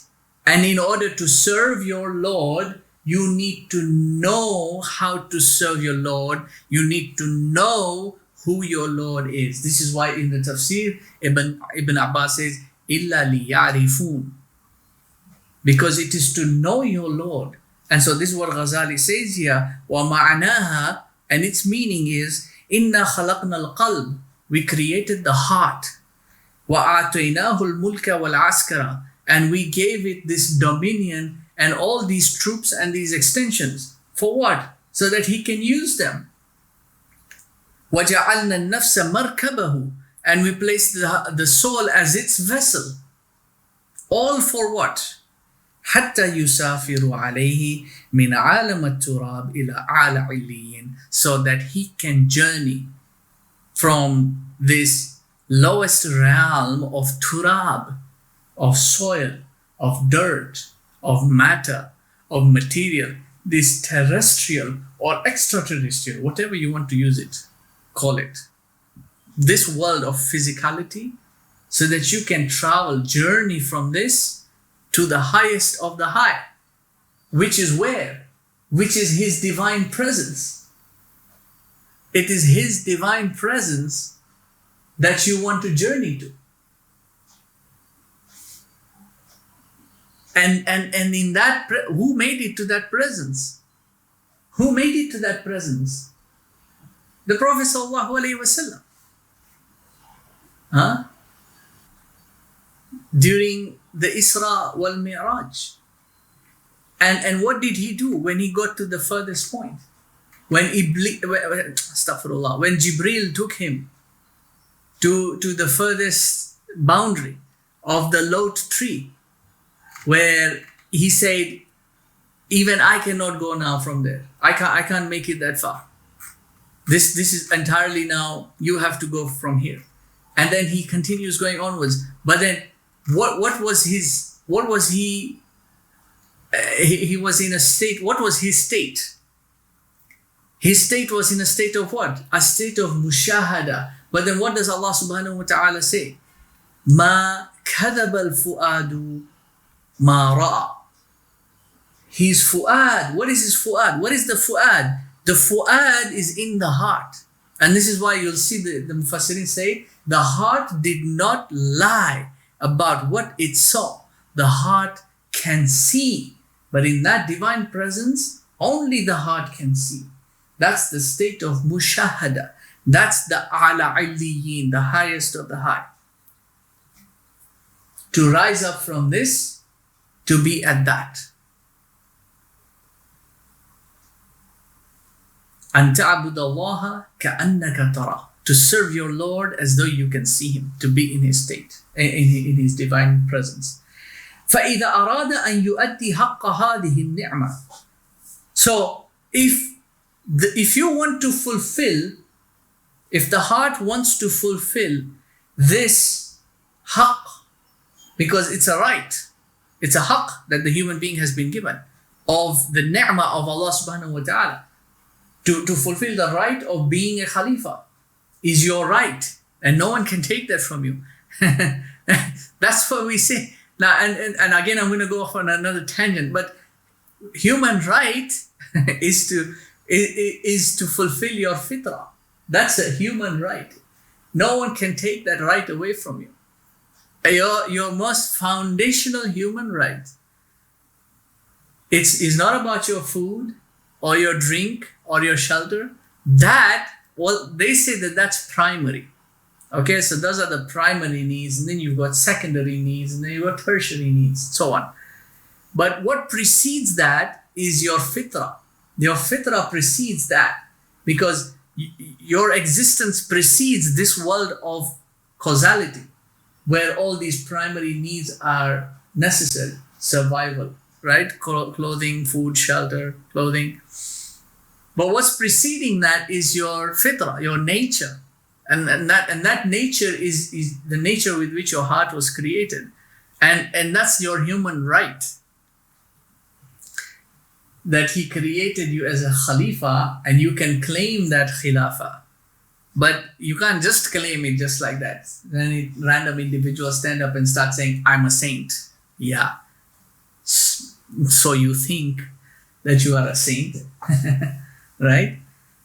So if the heart wants to claim this right, jalasa mithla sultan fi sadri mamlakatihi. All he has to do, the heart, all the heart has to do is sit like a king, like a sultan in the midst of his dominion. Be the king. You are created in royalty. Your heart is a royal thing. He says here, it's jawhrun azizun.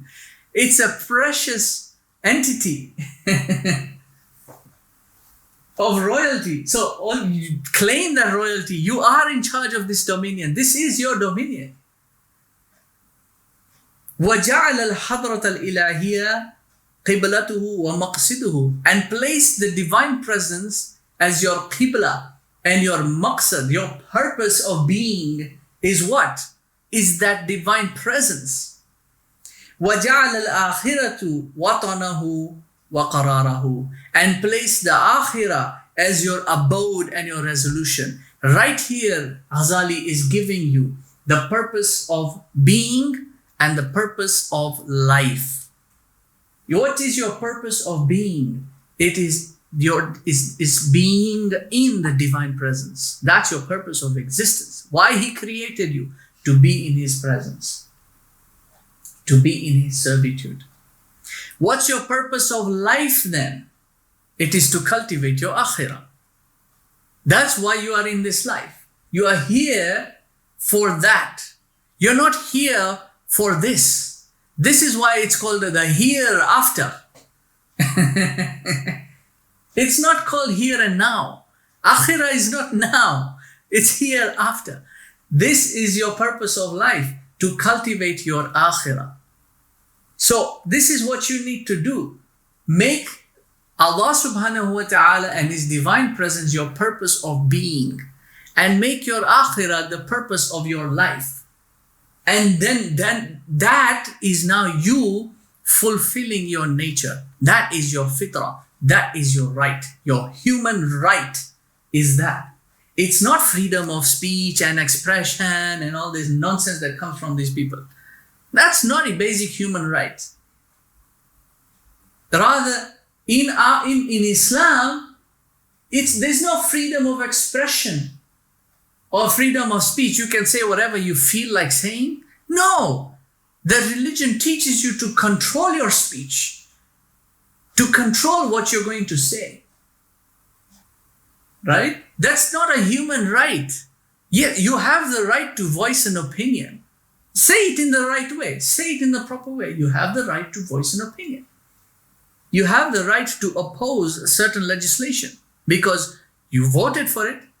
You have a right for it. You have a say in the matter. It is all about regulating what you say and what you do. But basic human right is fulfilling your fitrah.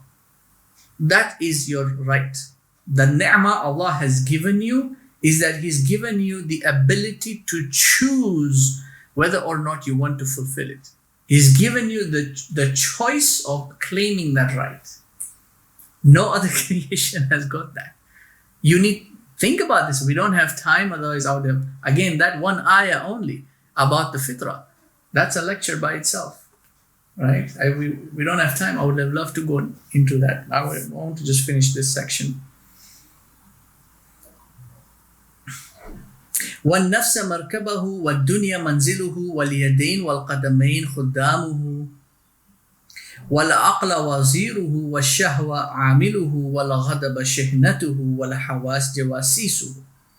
And the soul is its vessel, and the dunya is its manzil, and the limbs are its servants, and that includes the extensions of the body as well, are all its servants. And the aql is its minister, and the shahwa is its laborer, and the ghadab is its law enforcement and defense, and the senses are its spies.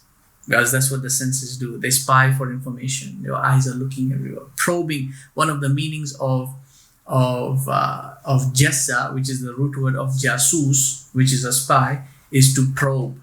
Right? You're seeing what's resulting from that. Right? You're probing for information. That's what a spy does, probes for information. That's what your senses are doing. They're probing reality for information. Your eyes are looking at things and trying to get the shape and size and everything and the color. Your ears are all constantly hearing, looking out for sounds, and so everything is being sent to the brain.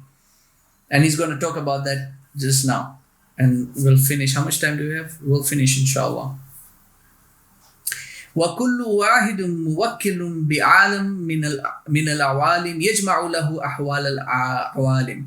And each of these has been given certain authority, has been granted a dominion, so that from amongst all these different dominions, each one has a place, has a role to play. The politician does not assume himself president. Aql, that's his role. Should not submit to the politician's whims, should not give in to the reactions of the military or the defense force, right? Because that's what they do, the military defense force. It's reactive. So what he's saying now is that each one of these has been given a certain dominion, has been given a certain rank, has been given certain authority, so that now the heart can collectively understand the state of his dominion, the sultan. Each of these has a department, a functionality going on. So if you look, the body, the stomach falls in the department of the shahwa. So it's the shahwa that regulates the stomach, not in the mechanics of its function. No, insofar as its requirement is concerned. So it functions by itself. It's got its own. So it's like you've got the factory there. It's running. It's got all the procedures and everything. But then now the factory head calls you and says, "Oh, we need more supplies." So that's what now the person goes out and gets more supplies for them, like that, right? So the stomach calls the shahwa, "We need more food." So then the shahwa now tries to think it out. Okay. Now, if the shahwa is not regulated, the shahwa will eat whatever is tasty, whatever it likes. That's one of the things about appetite. What's appetite? Appetite's got nothing to do with your well-being. Appetite. You know when they say bon appetit? What's bon appetit is got nothing to do with your well-being insofar as your requirement is concerned, because food is nutrition. All you need is nutrients. It doesn't matter what the taste is. The taste is just a satisfaction of the self. So the shahwa will tend to get food that it likes, that it has a liking for, or is developed a taste for, to the satisfaction of the senses. So, right? So it will want to eat food that it desires. It will tend to not want food that it doesn't like. Yet the one that it desires might be harmful for the body and not to its requirement, and the one that it doesn't like might be beneficial to the body and to its requirement. Who regulates this? If the shahwa does its own thing all the time, then the minister has to step in, the prime minister has to step in and say, back in line. That's not your job. You don't just fill your own pockets, because that's what politicians will end up doing, filling their own pockets, corrupt. And so this is what we say, when you go against what the divine ordinance is, you cause corruption, right? So they'll start taking bribes. They'll start doing all these other kinds of things. They become corrupt. The wazir, the prime minister, brings them back in line, says, get back, do what you're supposed to do. That's what is required, because, and you're following this other one. You're not supposed to do that. So the wazir is now in control. The aql tells the shahwa, that food, yes, I understand that it is not good for you. I'm sorry, taste-wise, you don't like the taste, but it's got this nutrient. So now if there's a conflict between the two, the wazir can pull rank, you see, and get the heart involved in the matter. And the wazir can present his case and say, yes, I recognize that the taste is not that good, but it's got this nutrient, this nutrient, this nutrient, this nutrient, this, and it's required for the body needs it. The shahwa can say, yeah, but then the taste is this, and it's going to make me puke, and it's going to make me vomit, and it's going to, I don't like it, and all that stuff. The heart can make a decision then. Say, no, okay, fine, I'm going to stifle it a little bit, and then we're going to eat that because it's useful for the body. And then what I'm going to do is maybe take something sweet after that just to dull the taste. See, sometimes a compromise is also necessary. This is intellection taking place within the being. This is you regulating yourself. This is you governing yourself. So it's not all that harsh. It's not all that, you have to be hard and fast on yourself. No, little bit of compromise. Little bit here, little bit there. Okay, fine. Just take that. Now, because you're a good person, maybe you get a bit of a reward. Reward yourself a little bit, some cheesecake. You see?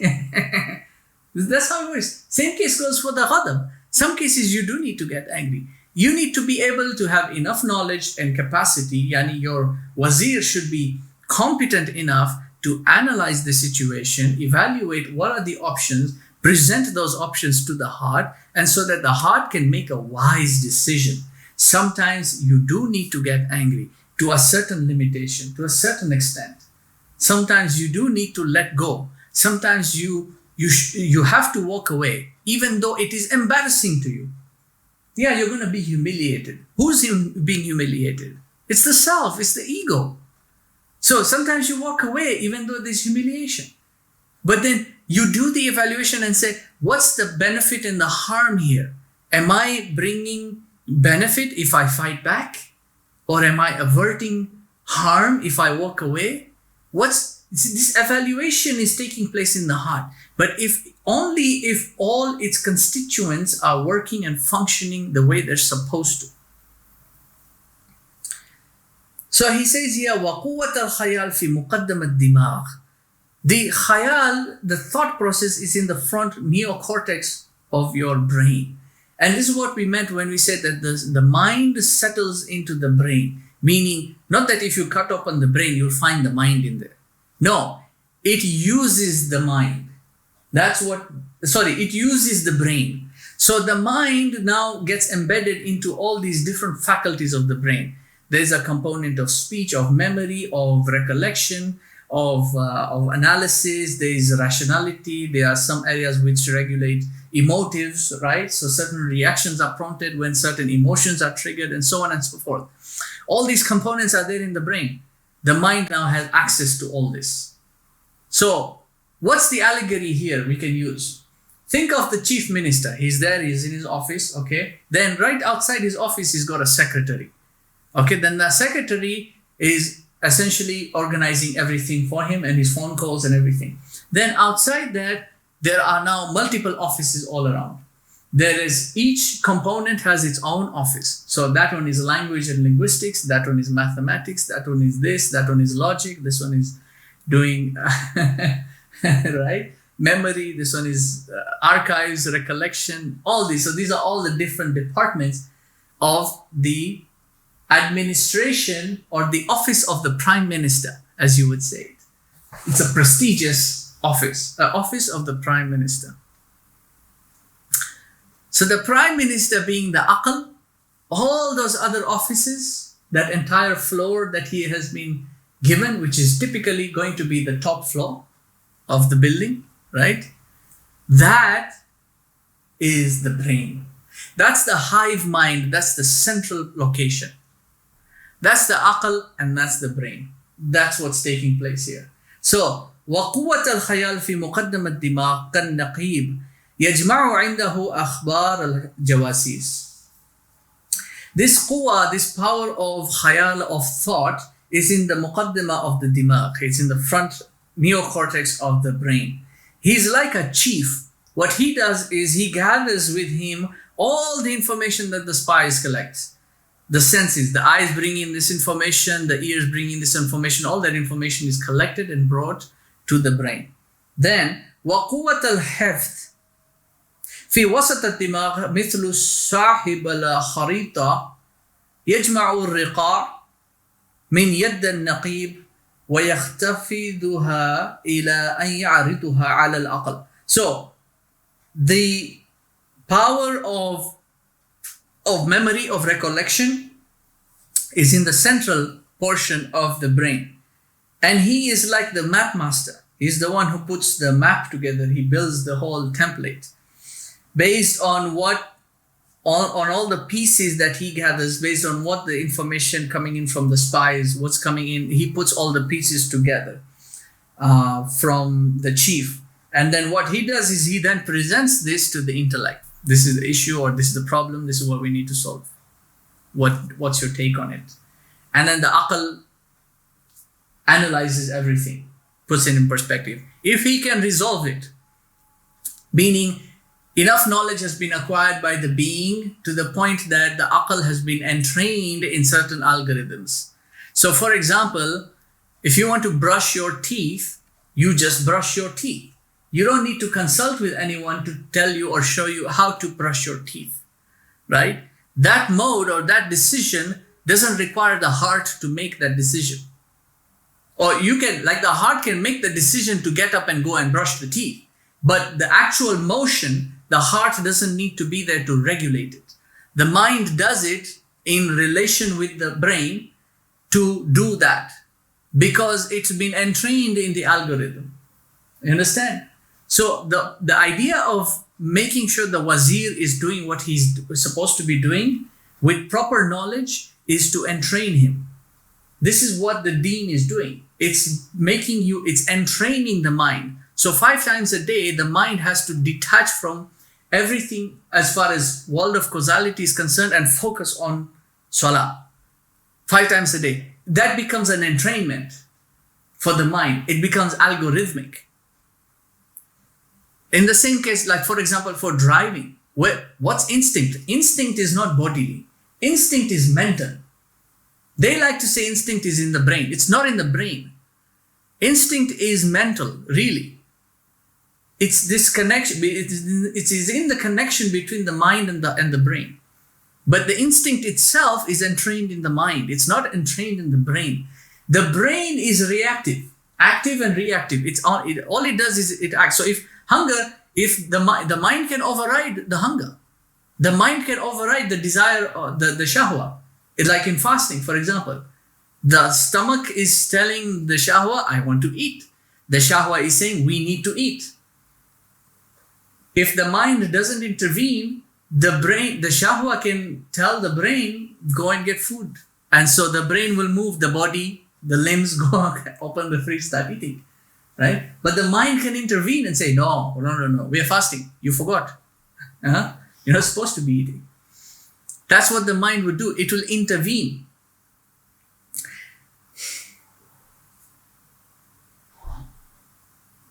فإذا بلغت هذه الأخبار إلى الوزير يرى أحوال المملكة على مقتضاها. So the brain does all these accessing of information. It puts all the information together. It packages it properly so that it can then be presented to the aql, so that the aql can evaluate what are now the requirements of the body.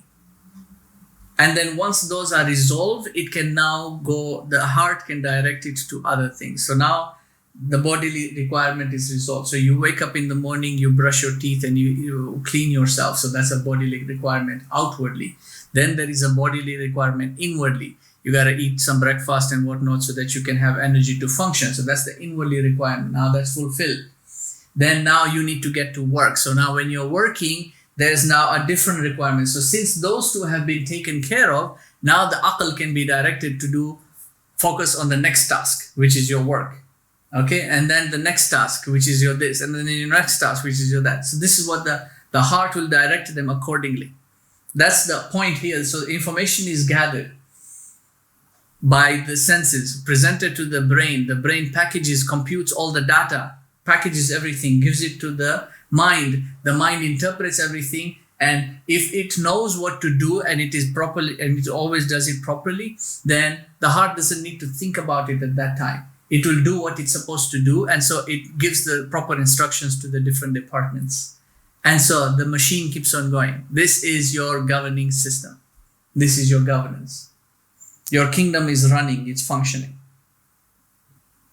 So, فَإِذَا رَأَيْتَ وَاحِدًا مِّنْهُمْ قَدْ عَسَى عَلَيْكَ. If you see any of these are revolting against you, or the politicians have decided to go to parliament to get a vote of no confidence, to impeach the president, or the military has decided to overthrow, to instigate a military coup and overthrow the government because they don't like what the aql is doing.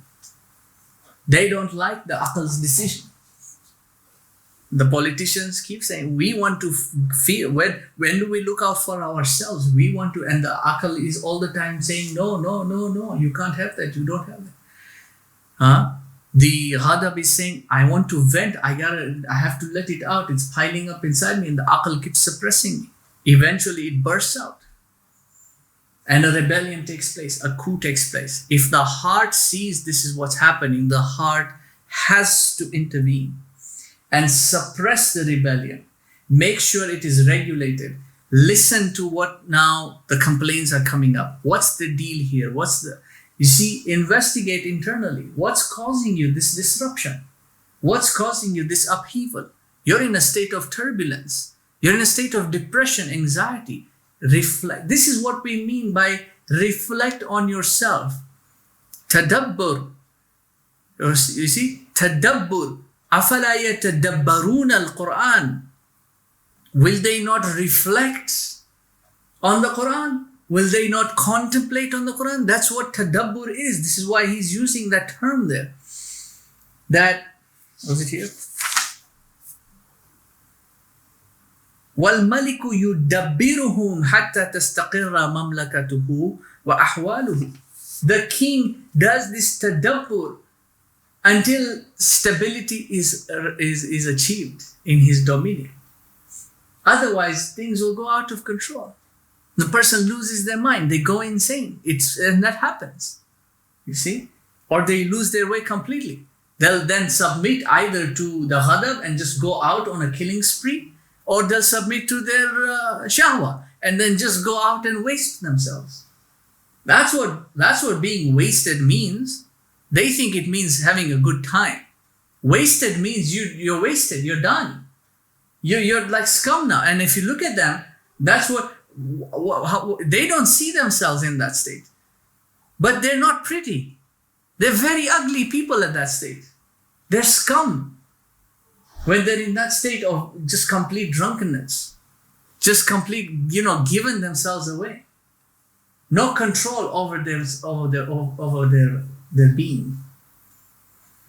This is the rebellion, and it is completely unseated, overthrown everything. The city is in a state of turmoil. The kingdom is just khalas. You see? And that's literally what happens. So people who then completely indulge, they become alcoholic, for instance. Because now it's completely, you're gone. You see, because you did not fix it when you should have fixed it. Don't wait for the worst case scenario, then try to fix it. Don't wait for the disease to happen and then try to cure it. Prevention is better than cure, isn't it? But then you let yourself go, now problems after problems. So somebody indulges his shahwa, for instance. Now he's an alcoholic. Full time. What's that doing? It's destroying his body. It's destroying his intellection because he's always in a state of delusion. Ultimately, what is it doing? It's destroying his heart. Why? Because it's not doing what it was supposed to do.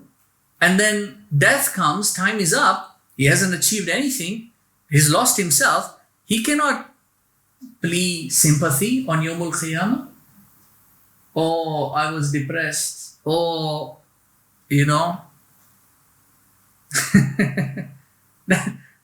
that's not good. That can't be your argument on Yawmul Qiyamah. Or the devil led me astray. Or my ghadab, I couldn't control my temper. Or I couldn't control my desire. That's literally what you were sent into this world to do, to control them. You couldn't do it, that means you're weak. That means you can't come into the divine presence in the state of weakness like that. So he says, فَإِذَا رَأَيْتَ وَاحِدًا مِّنْهُمْ قَدْ عَسَى عَلَيْكَ مِثْلُ الشَّهْوَةِ وَالْغَضَبِ فَعَلَيْكَ بِالْمُجَاهَدَةِ. So if any of these rebel against you, like the shahwa or the ghadab, upon you is the struggle. You have to struggle to suppress the rebellion. Right? When there's a coup, the president has to direct all effort and make sure that that rebellion is resolved. Doesn't mean you send out the police force and beat them up. No, you listen to the people's complaints. Why is there a rebellion? What are they getting angry about? And resolve the issues then internally. Before then you can focus and head out and do other things. وَلَا تَقْصِدْ قَتَلَهُمَا. Don't end up killing them, is what he's saying. Because you still need them. Remember, they are vital parts of your governance in this life. You still need them. لِأَنَّ الْمَمْلَكَةَ لَا تَسْتَقِرُ إِلَّا بِهِمَا. Because the dominion will not have stability without them. فَإِذَا فَعَلْتَ ذَلِكَ كُنْتُ سَعِيدًا. If you do that, then you will be happy. You will be content, and you'll see this in people. Those who have this mental stability are in a state of contentment. They are able to focus on so many other things because they have this mental stability with them. They regulate themselves. وَآدَيْتَ حَقَّ هَذِهِ النَّعْمَةِ. And you will be able to fulfill the right of this ni'mah of Allah subhanahu wa ta'ala that He has given you. وَوَجِبَتْ لَكَ الْخِلِعَةُ فِي وَقْتِهَا. Now, and in time you will find that this robe of honor will descend upon you, because it's an honor now to be in that position, in that maqam. وَإِلَا كُنْتَ. And if you don't, شَقِيًّا, you will be damned. وَوَجِبَ عَلَيْكَ النَّكَالِ وَالْعُقُوبَةِ. And then upon you will be just punishment and chastisement. It is just going to be suffering, ultimately. And an eternal suffering, not an eternal contentment. So those who submit to their self in that regard, fulfilling their inclinations, their desires, fulfilling their anger in that regard, what they're doing is seeking out a felicity that is temporary. That in itself is a delusion, because it's not true happiness. It's just the ego being happy. The heart is not happy. And if they are honest with themselves, if you are honest with yourself, you truly reflect on it, think about it. Was it worth? Did you really feel happy when you did that? You will find the answers within you. This is ultimately what Allah subhanahu wa ta'ala is saying. سَنُرِيهِمْ آيَاتِنَا فِي الْآفَاقِ وَفِي أَنفُسِهِمْ. In yourself, you will see the truth. حَتَّى يَتَبَيَّنَ لَهُمْ أَنَّهُ الْحَقِّ. Until the truth becomes clear, you will see it in yourself. When you reflect on your being, on your modus, when you start understand, this is the crucible of abstinence is meant for that. The fact that you remove food, you remove copulation, you remove all these things which are sensory elements, is so that you can now shut off from the sensory world and focus within. Look within you now. Reflect on these elements. Who are you? Are you in that category that he said is just bestial? Are you in that predatory category? Are you in that in the demonic category, or an admixture of them? Are you really in the angelic quality? Now be honest with yourself, because you can't lie in Ramadan. Can you? Can you lie while fasting? You're not allowed to lie while fasting. So you have to be honest. Be honest with yourself. It is through that honesty and that sincerity that you will then cultivate humility, and it is that humility that will enable you to acquire knowledge, and it is that knowledge that will lead you to an enlightenment and an understanding and enlightenment of who your Lord is, why He created you, and why He sent you into this world in this state of existence, so that ultimately then you can arrive at the finality of your destination and fulfill your journey of being in the highest of the high, in His divine presence, in this life and in the hereafter. Let's end here, inshallah. Subhanaka wa bihamdika nashhadu an la ilaha illa anta nastaghfiruka wa natubu ilayk. ربنا تقبل منا إنك أنت السميع العليم وتب علينا يا مولانا إنك أنت التواب الرحيم. ربنا ظلمنا أنفسنا وإن لم تغفر لنا وترحمنا لنكونن من الخاسرين. بفضل سبحان ربك رب العزة عما يصفون وسلام على المرسلين والحمد لله رب العالمين. بارك الله فيكم وجزاكم الله خيرا وآخر دعوانا الحمد لله رب العالمين. Assalamu alaikum wa rahmatullahi wa barakatuh. Jazakallah khairan, everyone. And if the moon is sighted today, inshallah, then we wish everyone Eid Mubarak in advance.